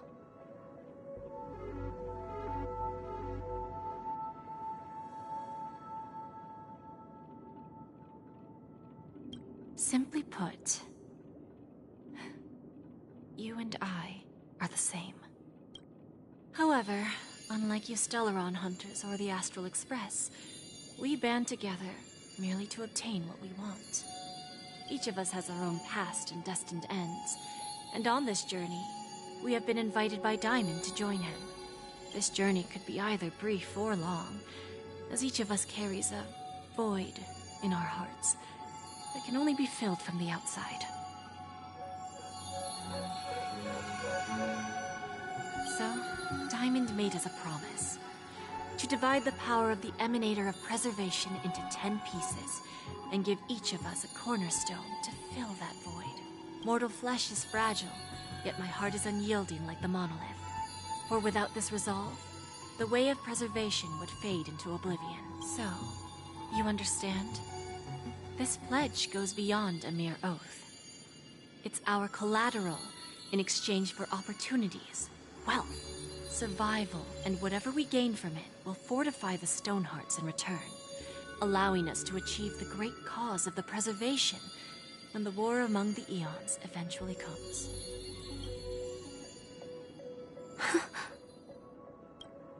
I understand. Take your time, child. You don't need to give me an immediate answer. Like I said, patience is one of my greatest strengths. If fate turns that page, our paths will cross again. It's a shame, though, that this pawn shop can't give me what I desire. My last attempt in Penacony. Well, it ends with hope.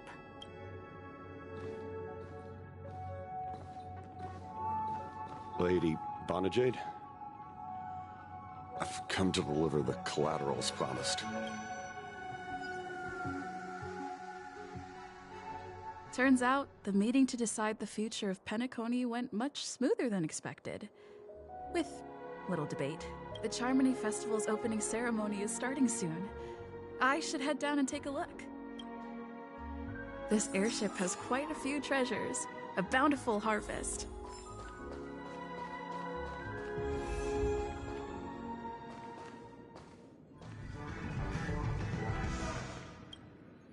Remember, I can take you out with just one shot whenever I choose.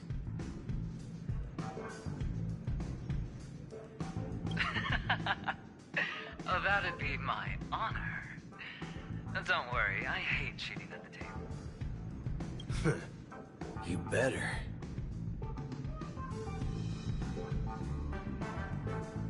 Ah, look who's here. The great hero of the Astral Express. The most dazzling trailblazer in all of Penacony. Oh, you're here too.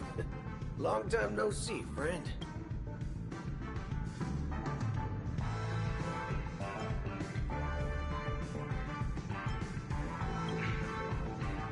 Merely a greeting of platitudes. As long as you... Let's set aside those under-the-table dealings for now, partner. Don't want to spoil the festive mood of the Charmony Festival. Oh, I agree. Now let's congratulate Miss Trailblazer. I hear the family intends to thank the crew at the Charmony Festival. Well, my job was just to give the IPC an opening. While you were at Dreamflux Reef, we were actually close by. You wouldn't have been able to dig up so much dirty information without the help of a knowledgeable friend. But that emanator didn't pull any punches. My body couldn't hold out too long. Otherwise, this would have been settled in a much cleaner manner. Thank you. And I also hope you enjoy yourself, great hero of Penacony. I'll pass.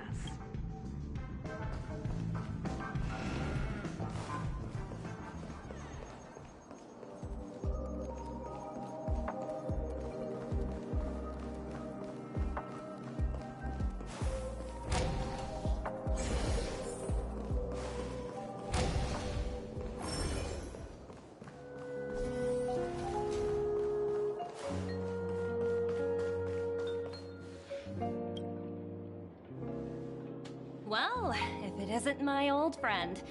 It hasn't been long, and yet, here we are again. How are you?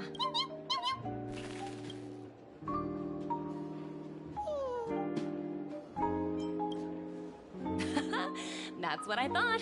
I heard you guys pulled off a big stunt, cutting down the Oak family in one fell swoop. Such a pity I couldn't be there, or else I would have lent a helping hand. Look how bustling this ship is. Not bad. Someday when I'm less tied up, I plan to host a grand party on my eco-ship, and you'll all be on the guest list. Transform? What are you saying? Oh, I understand now. You're referring to Aventurine's cornerstone, right? Sorry. Compared to him, my ability is not as visual. Guess there is no harm telling you. The abilities of the 10 Stonehearts' cornerstones are all different. Some can even read your thoughts, grasp your desires. So, be careful. Now that I think about it, it was good that Bronya got there when she did in Belobog. If she came any later, we probably wouldn't have ended up as friends.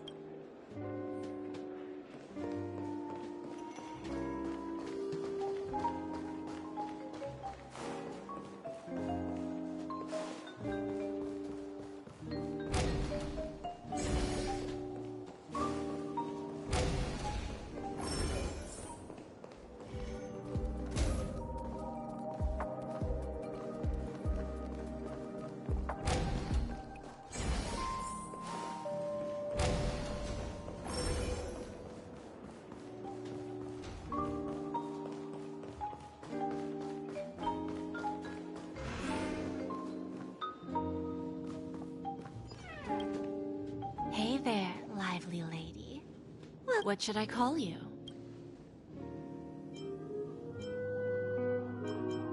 What a unique name. So, miss, what...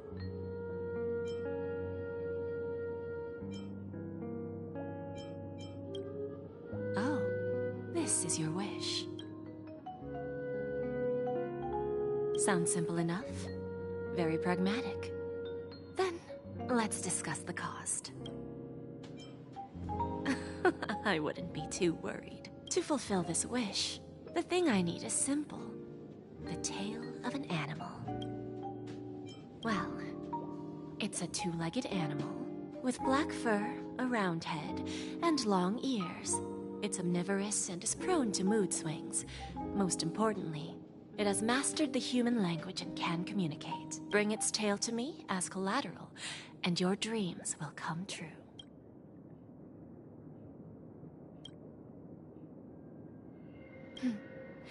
May fate bring us together again, Miss Trailblazer.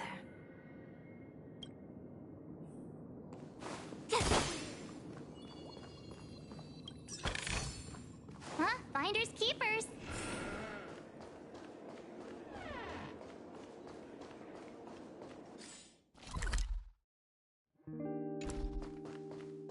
What services do you require?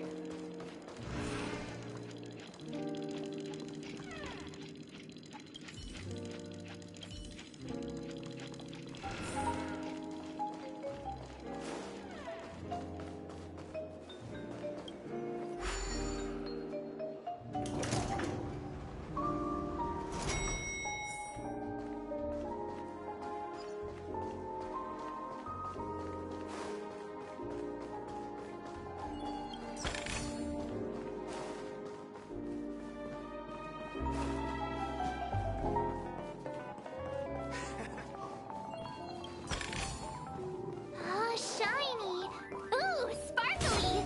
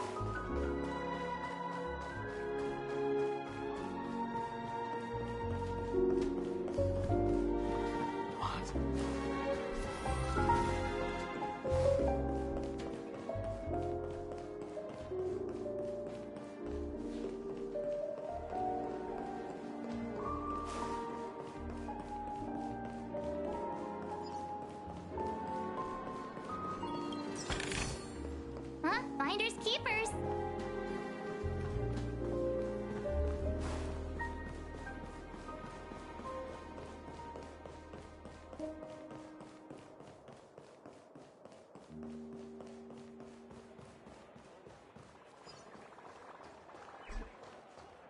The festival hasn't started. Let's take a quick break. Hi, we meet again. Who's that? It's really you! I knew I didn't get the wrong person. It was you. I saw you opening treasure chests, hitting balloons, and playing dreamy slots. I don't think I'm mistaken, right? There's still some time before the Charmony Festival starts. Do you want to chat?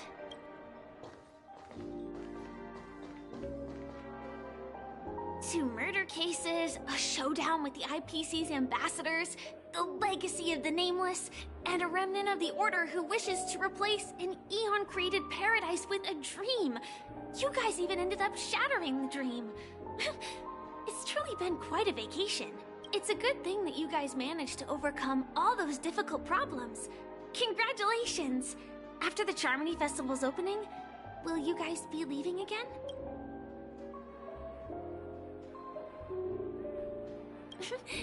There will always be somewhere. After all, you guys are on the path of the Trailblaze. Before joining the Stellaron Hunters, Elio told me that this journey will tell me how to live on. That's all he said. As for the rest, it's up to me to find out. So, I'll pay extra attention to any leads that will let me live on. This trip to Penacony is no different. Yes, sadly I was looking in the wrong place.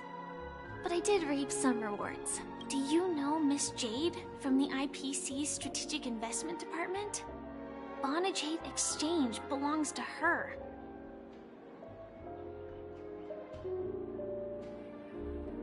She told me her price, but...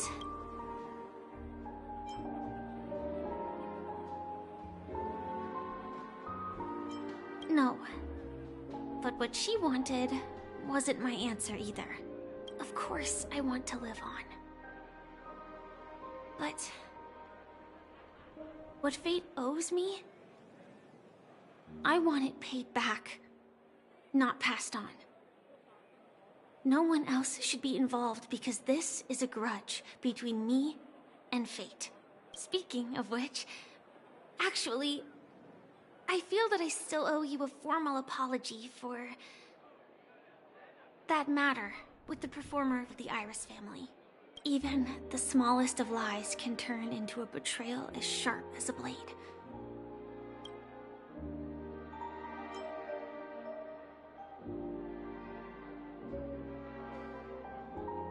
It was an emergency, so I never had the chance to formally apologize to you. And admittedly, I was the one to blame. To me, hiding is much easier than being honest. Yet, I still want to try expressing my emotions as any ordinary person would. It's that girl! Get moving! Arrest that criminal before the Charmony Festival's opening ceremony starts! I can't believe they've chased me this far. Looks like we have to say our goodbyes. Don't worry about me, just go and enjoy the ceremony. The script hasn't reached its end yet. We will meet again.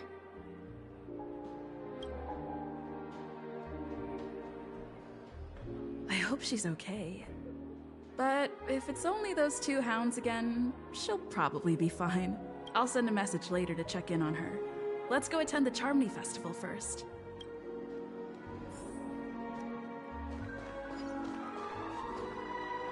Let's take a seat here. Why do I feel like there's someone waiting for me?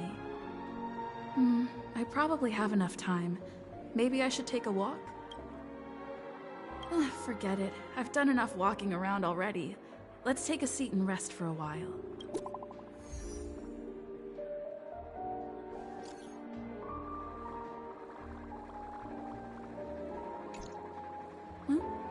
Looks like I don't have to worry about her. Let's wait for the opening ceremony to start. It's Miss Robin! Hey, Miss Robin! Hey, Miss Robin! Over here, Miss Robin! Miss Robin! Miss Robin! Miss Robin! Glory to the family! Miss Robin! Glory to the family! Glory to the family!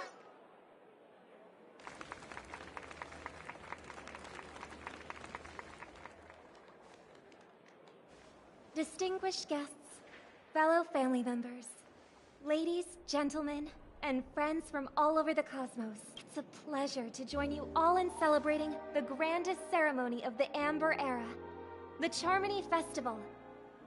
Firstly, on behalf of the Penacony family's 5 major lineages, and on behalf of myself, I'd like to extend a warm welcome to all our guests.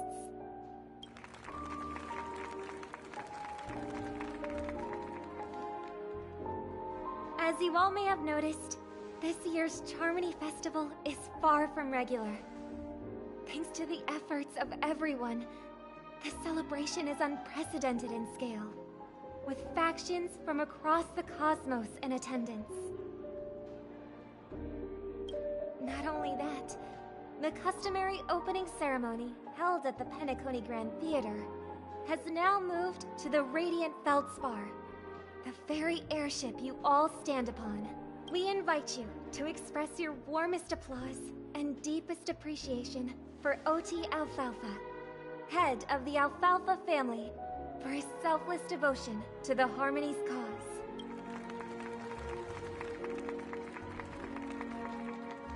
What makes this festival so uniquely significant?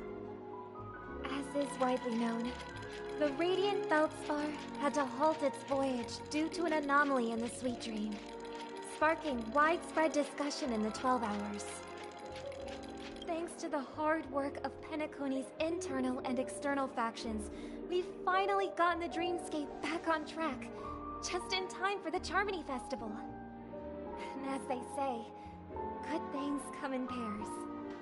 The Charmony Festival not only celebrates this achievement, but also marks the relaunch of the Radiant Feldspar.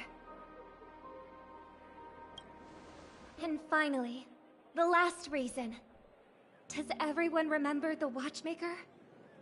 In truth, the family has poured their efforts into this festival just to commemorate this legendary luminary. The father of Penacony, Mikhail Chard Legwork, one of the legendary Nameless who laid the foundations of Penacony. In the most bewildering times of the Planet of Festivities, it was he who descended from the sky with his companions, who taught us through trailblazing where freedom lies. It was also they who led the vanguard in the pioneering of the Dreamscape, in exchange for what is now known as the Paradise of Harmony. It can be said that Penacony's splendid success today is deeply rooted in the trailblazing ethos the Watchmaker planted within us. Only by honoring this trailblazing spirit can we fulfill our mission and spread harmony to a broader audience. Aw, that's so nice of her. She's talking about us.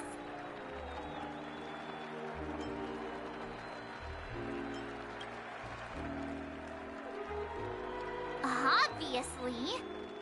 Wait, why does that seem so ominous? And now, the Sweet Dream is back on track. All thanks to the Trailblaze, of course. If it weren't for everyone on the Astral Express, we wouldn't be able to successfully host this Charmony Festival. Thus, with unanimous consent from the 5 major lineages, Penacony's family, on behalf of all family members throughout the cosmos, offer a token of appreciation to the Nameless. Oh, I wonder if it's gonna be a big one. We will transfer ownership of the Radiant Feldspar to the Astral Express. A meager appreciation that we hope you will accept with grace. Let us gift our applause and cheers to these brave and dauntless Nameless. Nameless! Nameless! Nameless! And now, I propose a toast. To harmony, to the Trailblaze, to the future of Penacony and the universe, and to the generous Alfalfa family head, Mr. OT Alfalfa. Cheers! Cheers!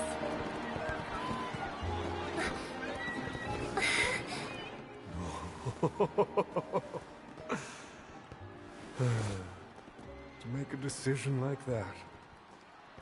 This little bird is no less capable than her brother. All's well that ends well. Right. But have you forgotten someone, my gray-haired friend? I put a bomb on this ship. You have 10 minutes to find it. Better hurry.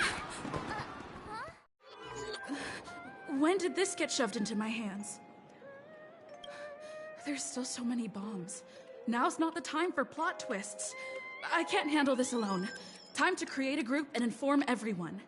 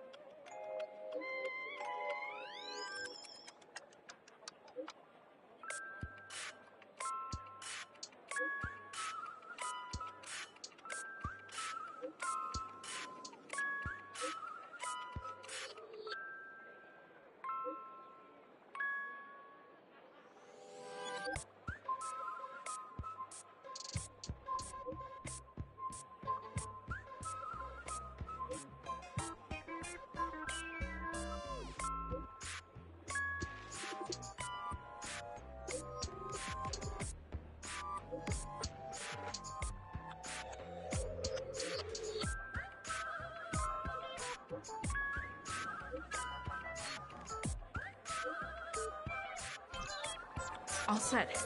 Let's start following the plan.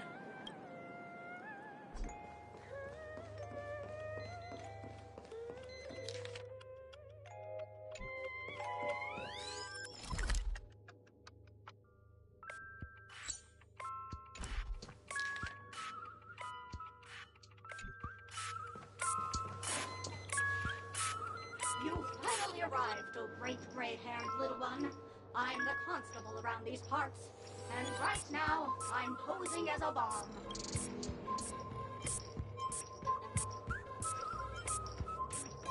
You don't like it? Fine. I'm now the bomb demon then. Satisfied? If not, you'll just have to make do. Alright, now that you've found me, it's my turn to complete my mission. Next, I'll count down from 5, and then explode. 4, 1. Did I miss a number? Oh, so I did. No matter though. I've never learned how to count before. I mean, Bomb Demon Doll has never learned how to count. I'm not even a real bomb. Was it surprising? Shocking? Horrifying? No? Really? Fine. That's too bad then. You really haven't learned how to count.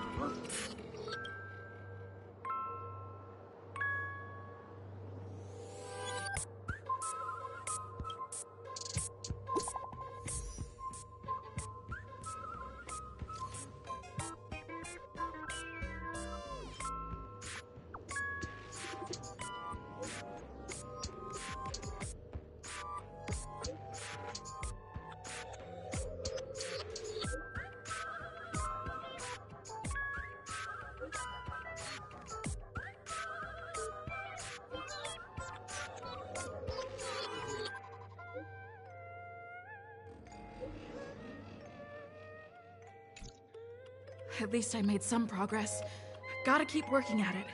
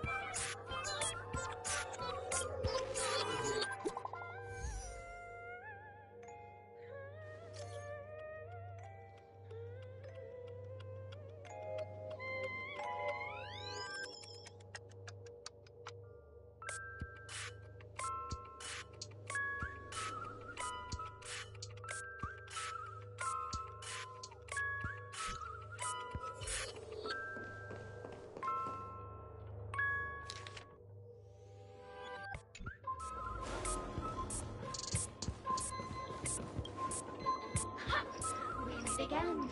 I am Penacony's famed detective. Got yourself into a pickle? I'm more than happy to help. But unfortunately, I'm preoccupied with a couple of unsolved cases. So, you'll have to wait your...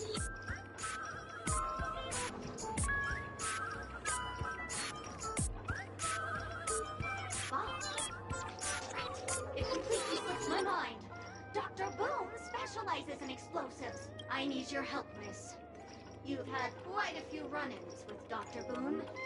And with the recent bomb situation, you're bound to find evidence that proves Dr. Boom is the killer. The first case is the Soulglad factory arson case. We found a hammer, a doll, and half a liter of unidentified fluid at the scene of the crime. Our forensics results showed it's a red herring.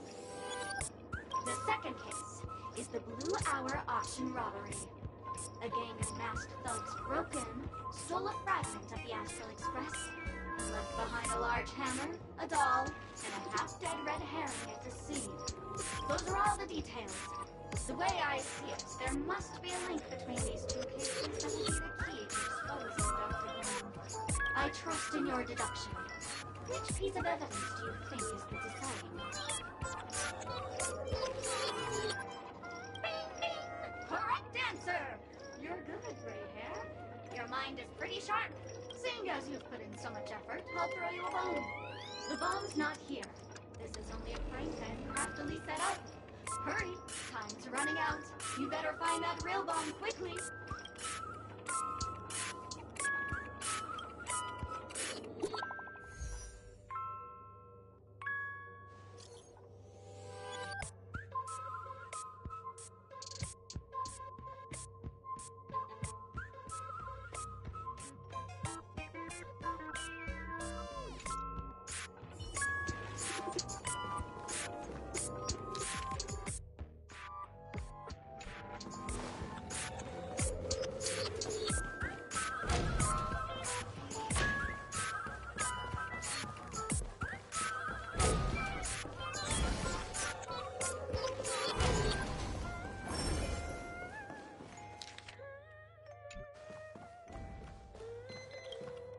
Hello, lovely actor.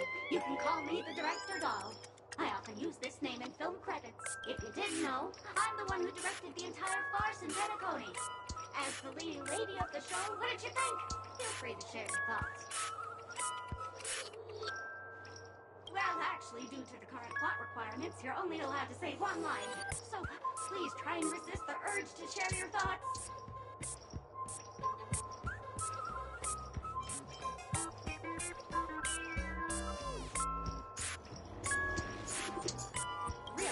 You really have no questions? Okay then. Since you're done asking questions, and I'm done answering, according to the script, I must reveal to you the fact that there's no bomb here at all, thus causing you to want to kick yourself for spending your whole time listening to me prattling on after which we will part ways. But don't fret, I've also prepared a gift for you. A dream bubble that has the thrilling life and death moments I shared with the beautiful Memo Keeper.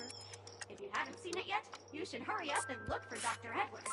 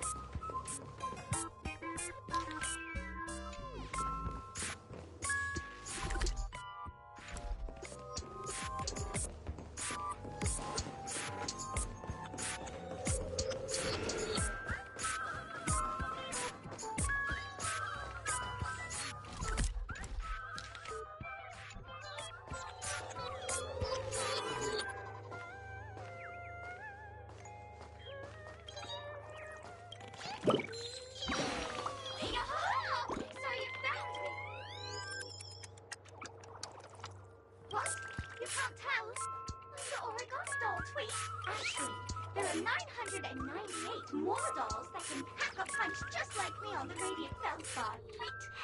Please call them back to the Golden Sparkle Tree. I will prepare eggs for that imaginary neutron bomb you want. Don't interrupt me. I know you never mentioned those 3 words to me before. Well, the bomb isn't here. Sweet. I'm afraid you'll have to look elsewhere for it.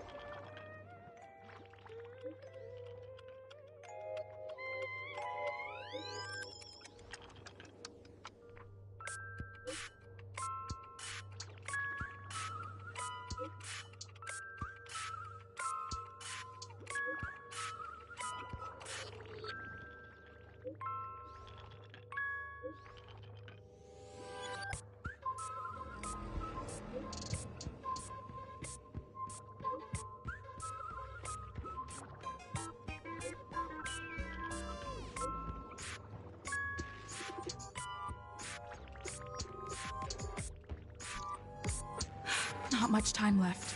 I hope I make it.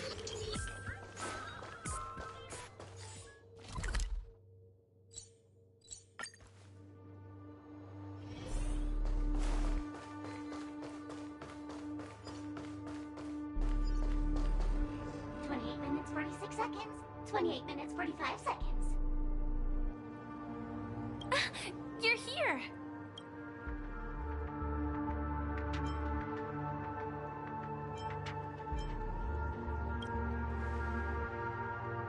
The Masked Fools? Huh. So this really was their doing. Since you're here, I'll just keep it short. Just over half an hour ago, I received a message from an unknown sender and rushed here as soon as I could. 27 minutes, 51 seconds. The Sweet Dream has lost the protection of the Order.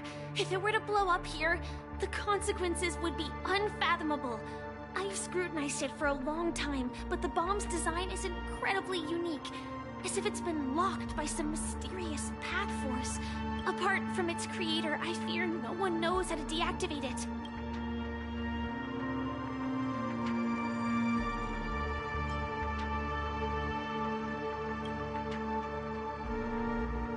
You mean the Watchmaker's guests? That's a pity. Based on my experience, I don't think any of them can turn the tide on this situation. The Memo Keeper may be able to teleport the bomb to a deserted location, but I have found a note inside the doll.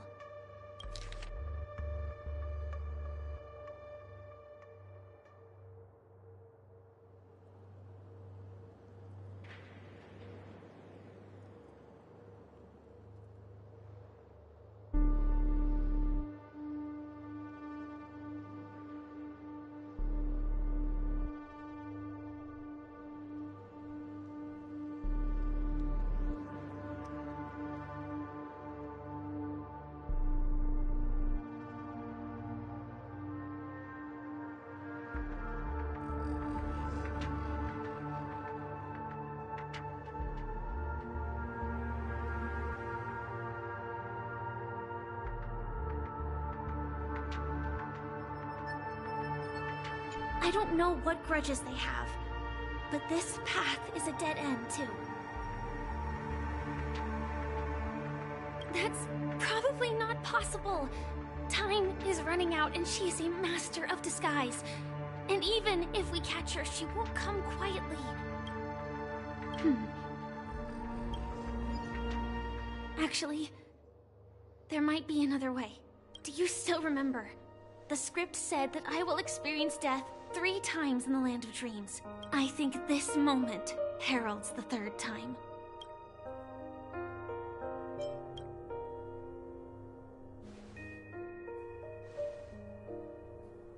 You may already know that I have no way of evoking dreams.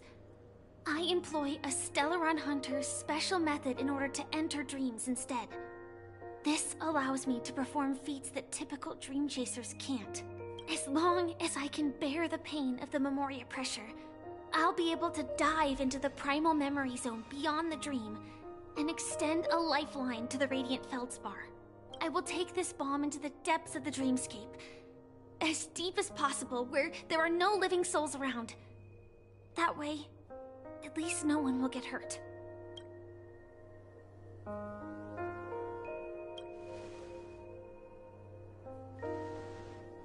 Don't worry. I believe that this Firefly armor will be enough to take me to where I need to go before the countdown ends. And maybe even make it back safely. At present, this is our best and most logical course of action. After all, a long story deserves a happy ending. I have some words to share with you, though they were spoken to me by Miss Acheron. She said that the so-called impossible is merely something that is yet to happen. At the moment, there are so many things that seem impossible, but are they really never going to happen?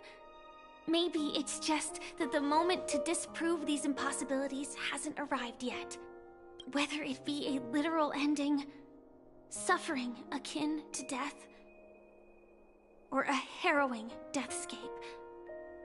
Before the appointed destination arrives, they are all the same. Yet I can still make myriad choices. I also firmly believe that when that moment arrives for us to make a choice, the answer to our end will already be within our hearts. It is not destiny that shapes us, but we who shape destiny. The Astral Express and the Stellaron Hunters are like light and shadow. We walk on different paths, intertwined, moving forward and growing together. Maybe the end is predestined, but it is not today. Since things are going too well, let's speed up the countdown. Human life is short, just like fireflies to a flame. So if you have an answer in your heart, always remember, don't leave with any regrets. We have this right, don't we?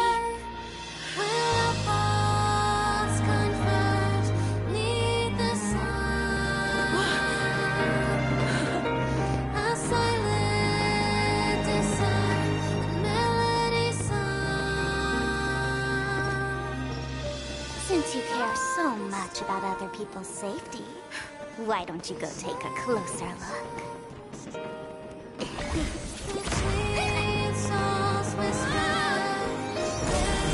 You see, everything is possible in this land of dreams. We each came here with our own goals and realized them in unimaginable ways. Regardless if the result was a sweet illusion or a bitter reality. It was an answer we longed for, day and night. So, why do people choose to slumber? I think it's as you said. Because in the end, we will wake up from our dreams.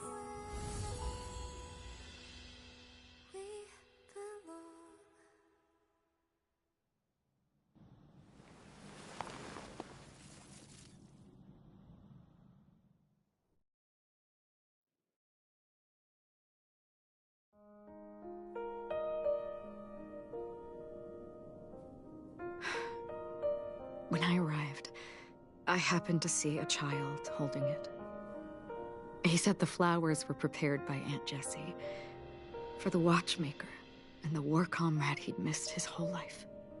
Mikhail would place 2 bunches of flowers here year after year.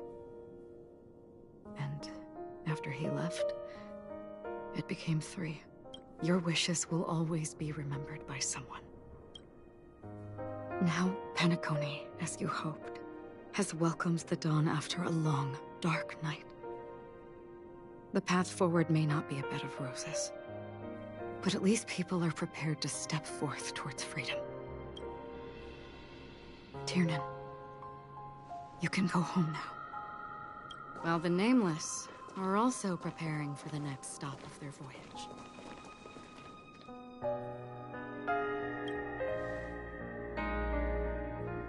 But before leaving, we still have one last thing to do.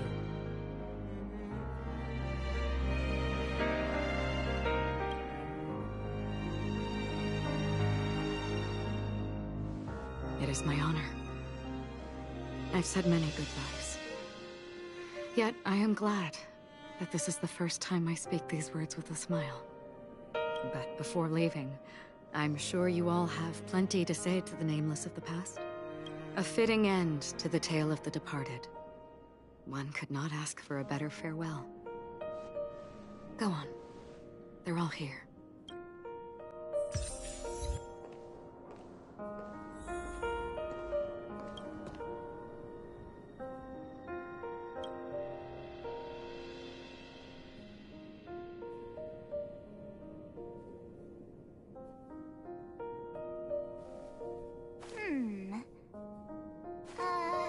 Let me see.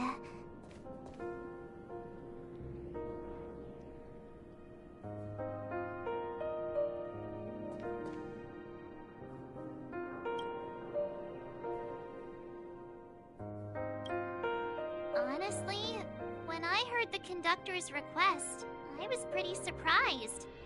The Nameless.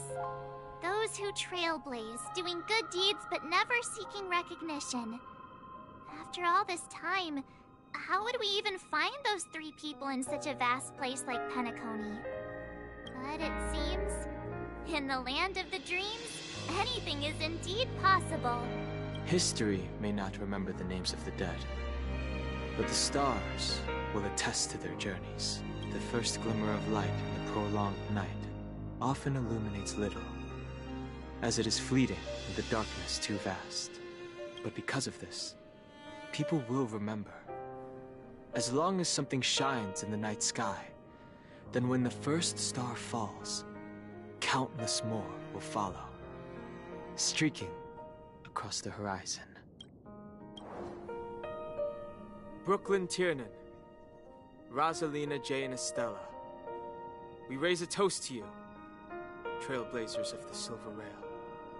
A toast to history that no longer remains silent. The passionate and courageous pursuit, and a voyage that traverses the stars.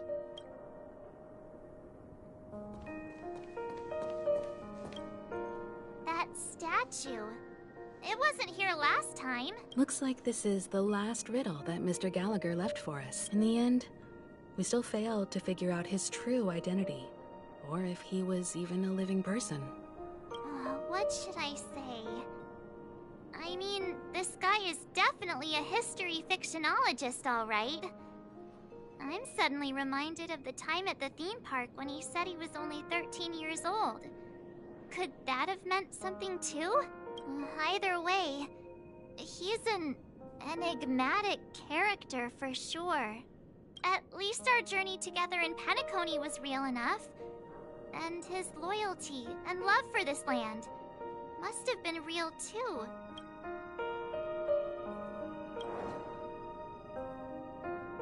Gallagher, we raise a toast to you, the slumbering hound, to the festival's invitation, to all lies and the singular truth.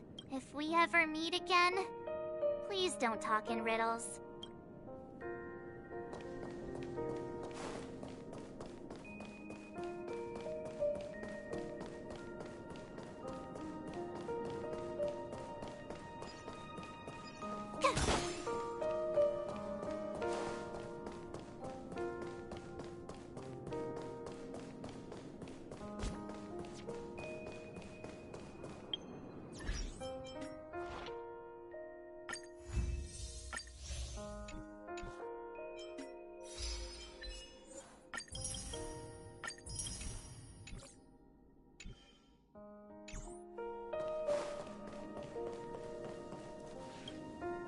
Is the Astro Express ready to depart Penacony? Apologies, Mr. Mika, that we are only now bidding you farewell. Oh, that's all right. You've all done so much for the Watchmaker, and we are forever indebted. Allow me, as the representative of Dreamflux Reef, to make another toast to all the Nameless. What will the people of Dreamflux Reef do now? Many will continue to live here. Those accustomed to being awake will mostly have a hard time getting used to a life of darkness with their eyes closed. Though the Order has faded, there must be someone to watch over this primal memory zone. Penacony's nights are long, and there are many who are still far from a good night's sleep. As for the sweet dream over there, we're still managing without it, aren't we? Mika and residents of Dreamflux Reef, we raise a toast to you, watchers of the long dream. To your tenacity throughout time, to each sorrowful night, and to the dawn that is finally upon us.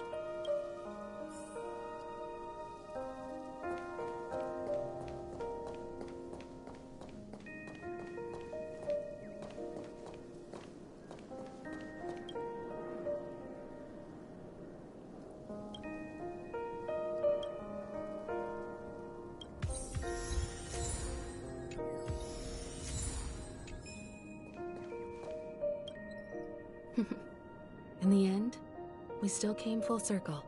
This trailblazing expedition started from the moment you and a bellboy ran into each other. After going on a journey of many twists and turns, they still ended up where they started.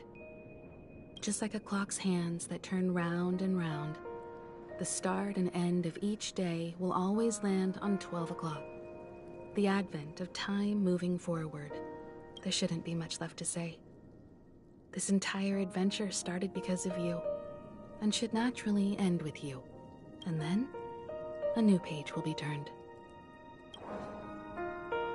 Mikhail Char Legwork, we raise a toast to you, watchmaker of the Land of the Dreams, nameless of the Astral Express. To Penacony's past, present, future, and the child's unwavering dream unto death. With that, our duty as Nameless should be complete, right? The Trailblaze can illuminate the way. But ultimately, the future of a world belongs to those who live in it.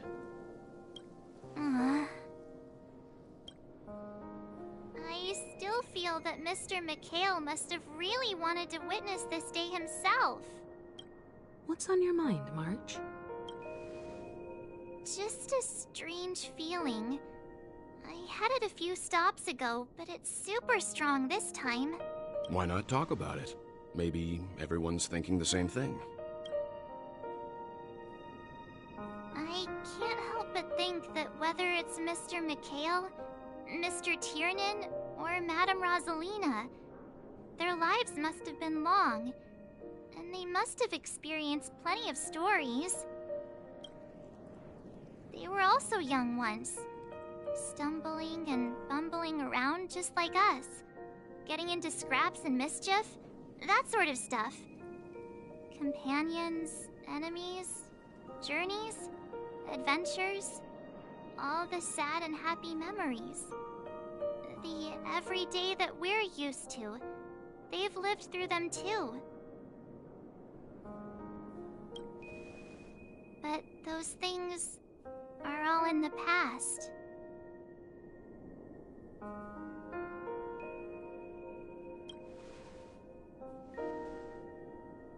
I know, but the thing that I can't get out of my mind is the present. It'll be easier to understand if I use an analogy. Like when you're reading a book. If one of its characters keeps running into obstacles and experiences an ending full of regrets, we're bound to feel a bit mixed about it, right?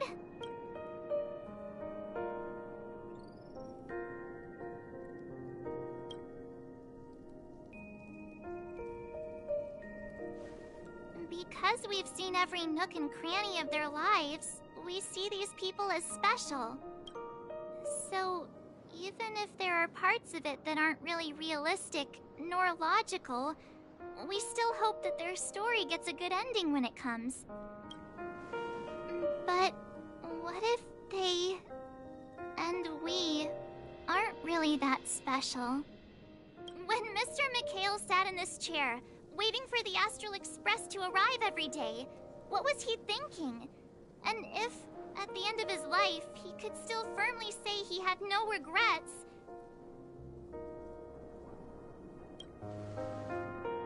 then what is this regret we feel in our hearts right now?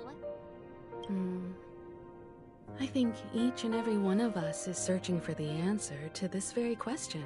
The universe is vast, and our lives are but specks. The trailblaze never ends, but against the backdrop of the cosmos, the average person's lifelong journey is merely a short stretch. But it is in this minuscule distance that paths cross and countless worlds connect. The universe may not remember every person who leaves a tie along the Silver Rail, but we will. As long as we remember, their stories will never end. And what Mr. Mikhail has left for us is his answer to this very question. It may not be perfect, but it left a smile on this storied, jaded old Nameless's face at the end of his life. And its meaning will be interpreted by those who come after us. It's not the answer that's important, but what we can learn from others' answers, right? This is what trailblazing is. Sure. I'm really sorry for bringing down the vibe. Quick, Dan Heng, tell us a dad joke to lighten the mood.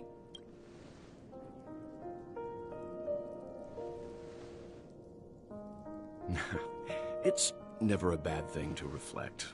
One day, we'll all have to face our own farewells. But before that, we still have a long way ahead of us together. So the most important thing right now is to tell the conductor what we saw in Penacony. Then prepare ourselves for our next trailblazing destination. I should get back to the Express. Or maybe I could say my final goodbye to Acheron.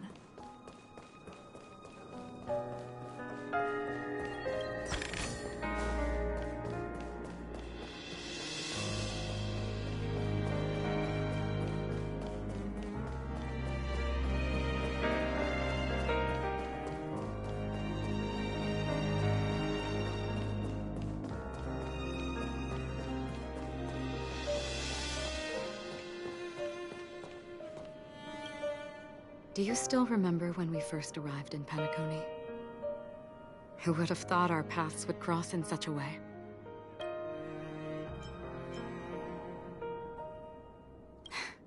Come to think of it, I didn't even get a chance to formally introduce myself. Simply put, I'm a self-annihilator who was cursed by the Nihility. My hometown was destroyed a long time ago, and the whole world was erased beneath their shadow. In order to fight against the cruel end of self-destruction, I went on a journey, in search of a way to sever the chains of the Nihility. After a long and grueling search, I am convinced that my destination lies within the depths of the Dark Web, where reality and the Nihility are separate. In there lurks a secret called Device 9. One day, I'll reach it. The ocean of stars is vast, and given our destinations, I'm afraid our paths may not cross again. But the trailblazing expedition ahead is always full of unknowns, and my blade is sharp enough to sever fate. As long as we maintain our original resolve, I believe there will come a day where we will meet again. In that case, I must apologize for my rudeness. Do you remember when we first met?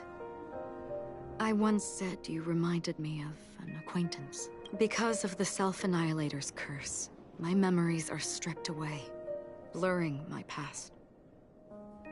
And after our journey together, what I originally thought were familiar feelings were merely illusions.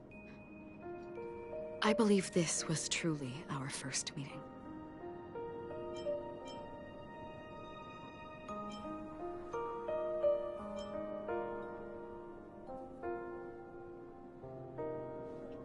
What do you mean? It's improbable that you've crossed paths with my past self. What I mean is, there is nothing left to retrace there. Only nihility. I see. You've also had a similar experience? Then you should know that this me and your memory of me are not the same person. Long ago, I too was like you, with irreplaceable companions. We also embarked on journeys, making the best choices we could, whenever we could. Unfortunately, we didn't achieve the outcome we wanted. But moments like this make me feel like they never even left. In this universe, there exist countless worlds that are similar yet different, and countless people who are alike yet distinct. I too have wandered alone, encountering acquaintances on strange worlds, seeing their silhouettes overlap with my past. In your opinion, what does this déjà vu mean?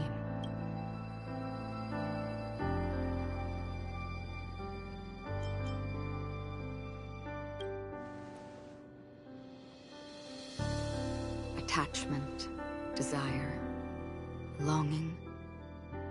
They may all be right, but they are all incomplete.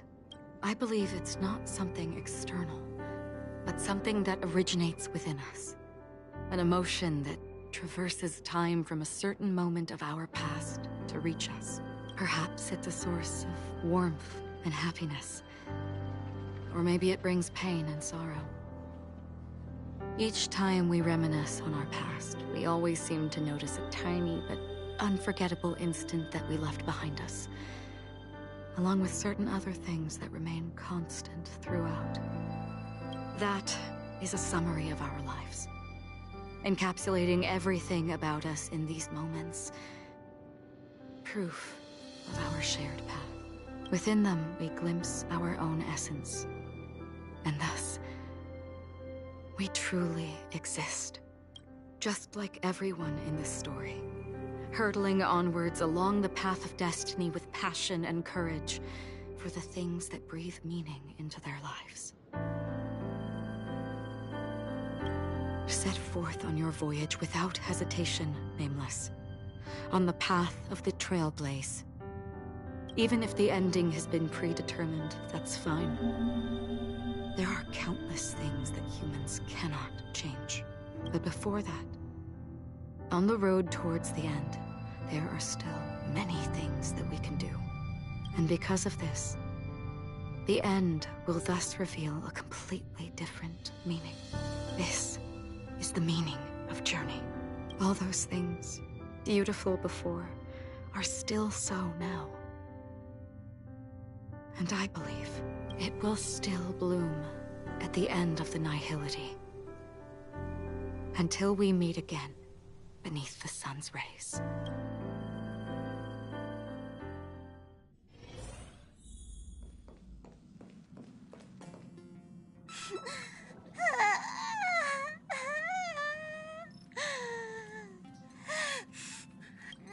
There. Chin up, Pom-Pom. Don't be sad. Don't cry. Wow. Your method of consolation is truly unsophisticated. Still better than just standing there like a scarecrow. Oh, hey, you're finally back. We told Pom-Pom all about our adventure, and they suddenly started crying. I've never seen Pom-Pom so sad before. The conductor never cries. Pom-Pom is never sad. Pom-Pom is just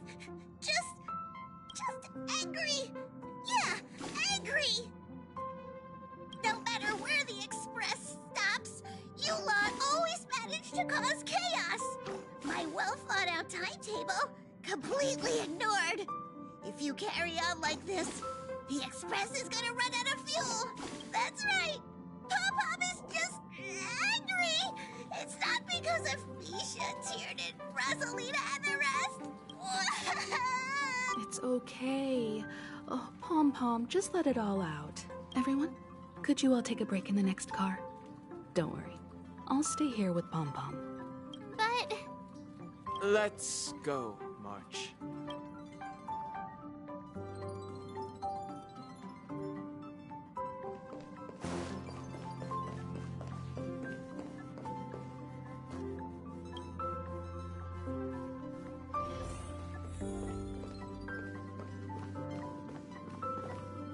I never expected Pom Pom would be so distraught. Those three nameless must have meant a lot to Pom Pom. No one knows exactly when Pom Pom boarded the Express, but one can surmise that their journey has been filled with many hellos and goodbyes. Probably more than we can imagine. The fact that they're crying so hard is probably a good sign. It proves that Pom Pom's emotions haven't become dulled by the grind of time. They still deeply cherish every nameless who has boarded the Express and value every journey shared with them. Leave it to Himiko. When it comes to comforting, there's no one better on the Express. Well, they were a little emotional at the time, but I'm afraid that's not out of the question.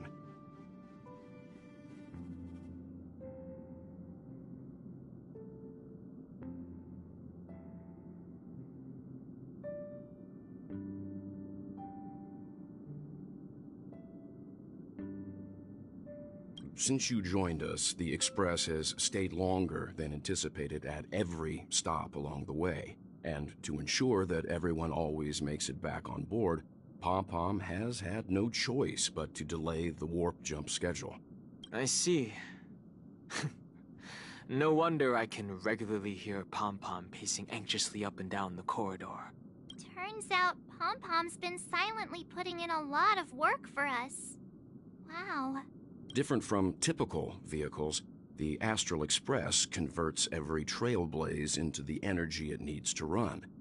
Ideally, as long as trailblazing expeditions continue without interruption, the Express will receive a constant flow of energy, much like a perpetual motion machine. But because of our previous encounters, fuel is being used up much faster than expected. We can probably only pull off 2 more warp jumps at most. Only 2 more? Isn't that super risky? Oh, I don't want to become an ice cube floating around in space again.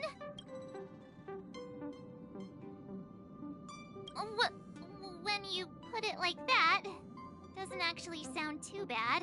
But I don't even want to become an adorable ice cube floating around in space again. Which also means that we must prudently consider our next destination. Yes, I've already checked the astral charts. The 2 nearest worlds to us are the oceanic planet of Lushaka and the agate world, Melustanen. As for which one we're headed to, that still requires a vote. Or perhaps you might consider a suggestion.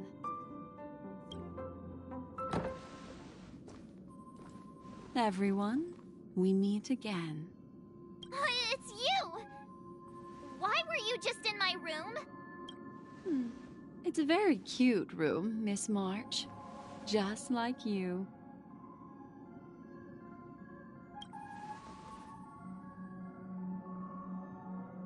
Memo Keeper, let's put aside how you managed to sneak past everyone and board the Express for now. You mentioned a suggestion. I accidentally overheard how the Express obtains fuel. I just wanted to chat with everyone to see if we could work together. But now, it appears my suggestion could be the very lifeline that saves everyone. Please speak candidly. Depending on what you say, we could very well ask you to disembark. Ah, the Permanence's descendant. What a charming little dragon, especially with those mired memories of yours. But I digress. If the Astral Express is in urgent need of a special trailblazing expedition to recharge its engine, have you all considered this? Perhaps your destination could be a world that even the renowned Aki Vili never reached. Should you be able to lay down a new stretch of silver rail, the Express may never have to worry about energy ever again. Trailblazing to a world that even Aki Vili has never been to? Is that possible? Continue, Memo Keeper. This destination of which you speak, what sort of world is it? A world that many across the universe don't even know exists. A world hidden away from outside observation. Its presence only revealed by the light from the mirror of the Garden of Recollection.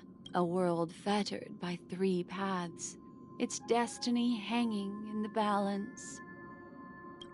The Eternal Land, Amphorius. I hope I'm not too late, child. I wasn't expecting it to be you. Don't you know how many sentry posts the family has built? And how hard it is to get you out of here? Looks like my time's up. What do you mean? What time? Negotiation, interrogation, or death. My fate lies entirely in your hands. The dance is done. Why bother with the compassionate pretense and give someone who's about to die the chance to talk? Despite your fall from grace, you still look well. I'm very glad to see that you're so full of verve.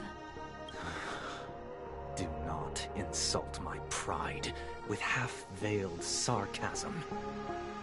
Have you specially come to see me just to sate your vile vanity? Oh, of course not. I merely came to fulfill your younger sister's wishes. To offer you a generous trade. That is, if you're willing to accept. Robin? To build a true haven where everyone can attain peace. That's the oath between you siblings, isn't it? If I told you there was still a chance to realize this vow, would you be willing to talk to me then?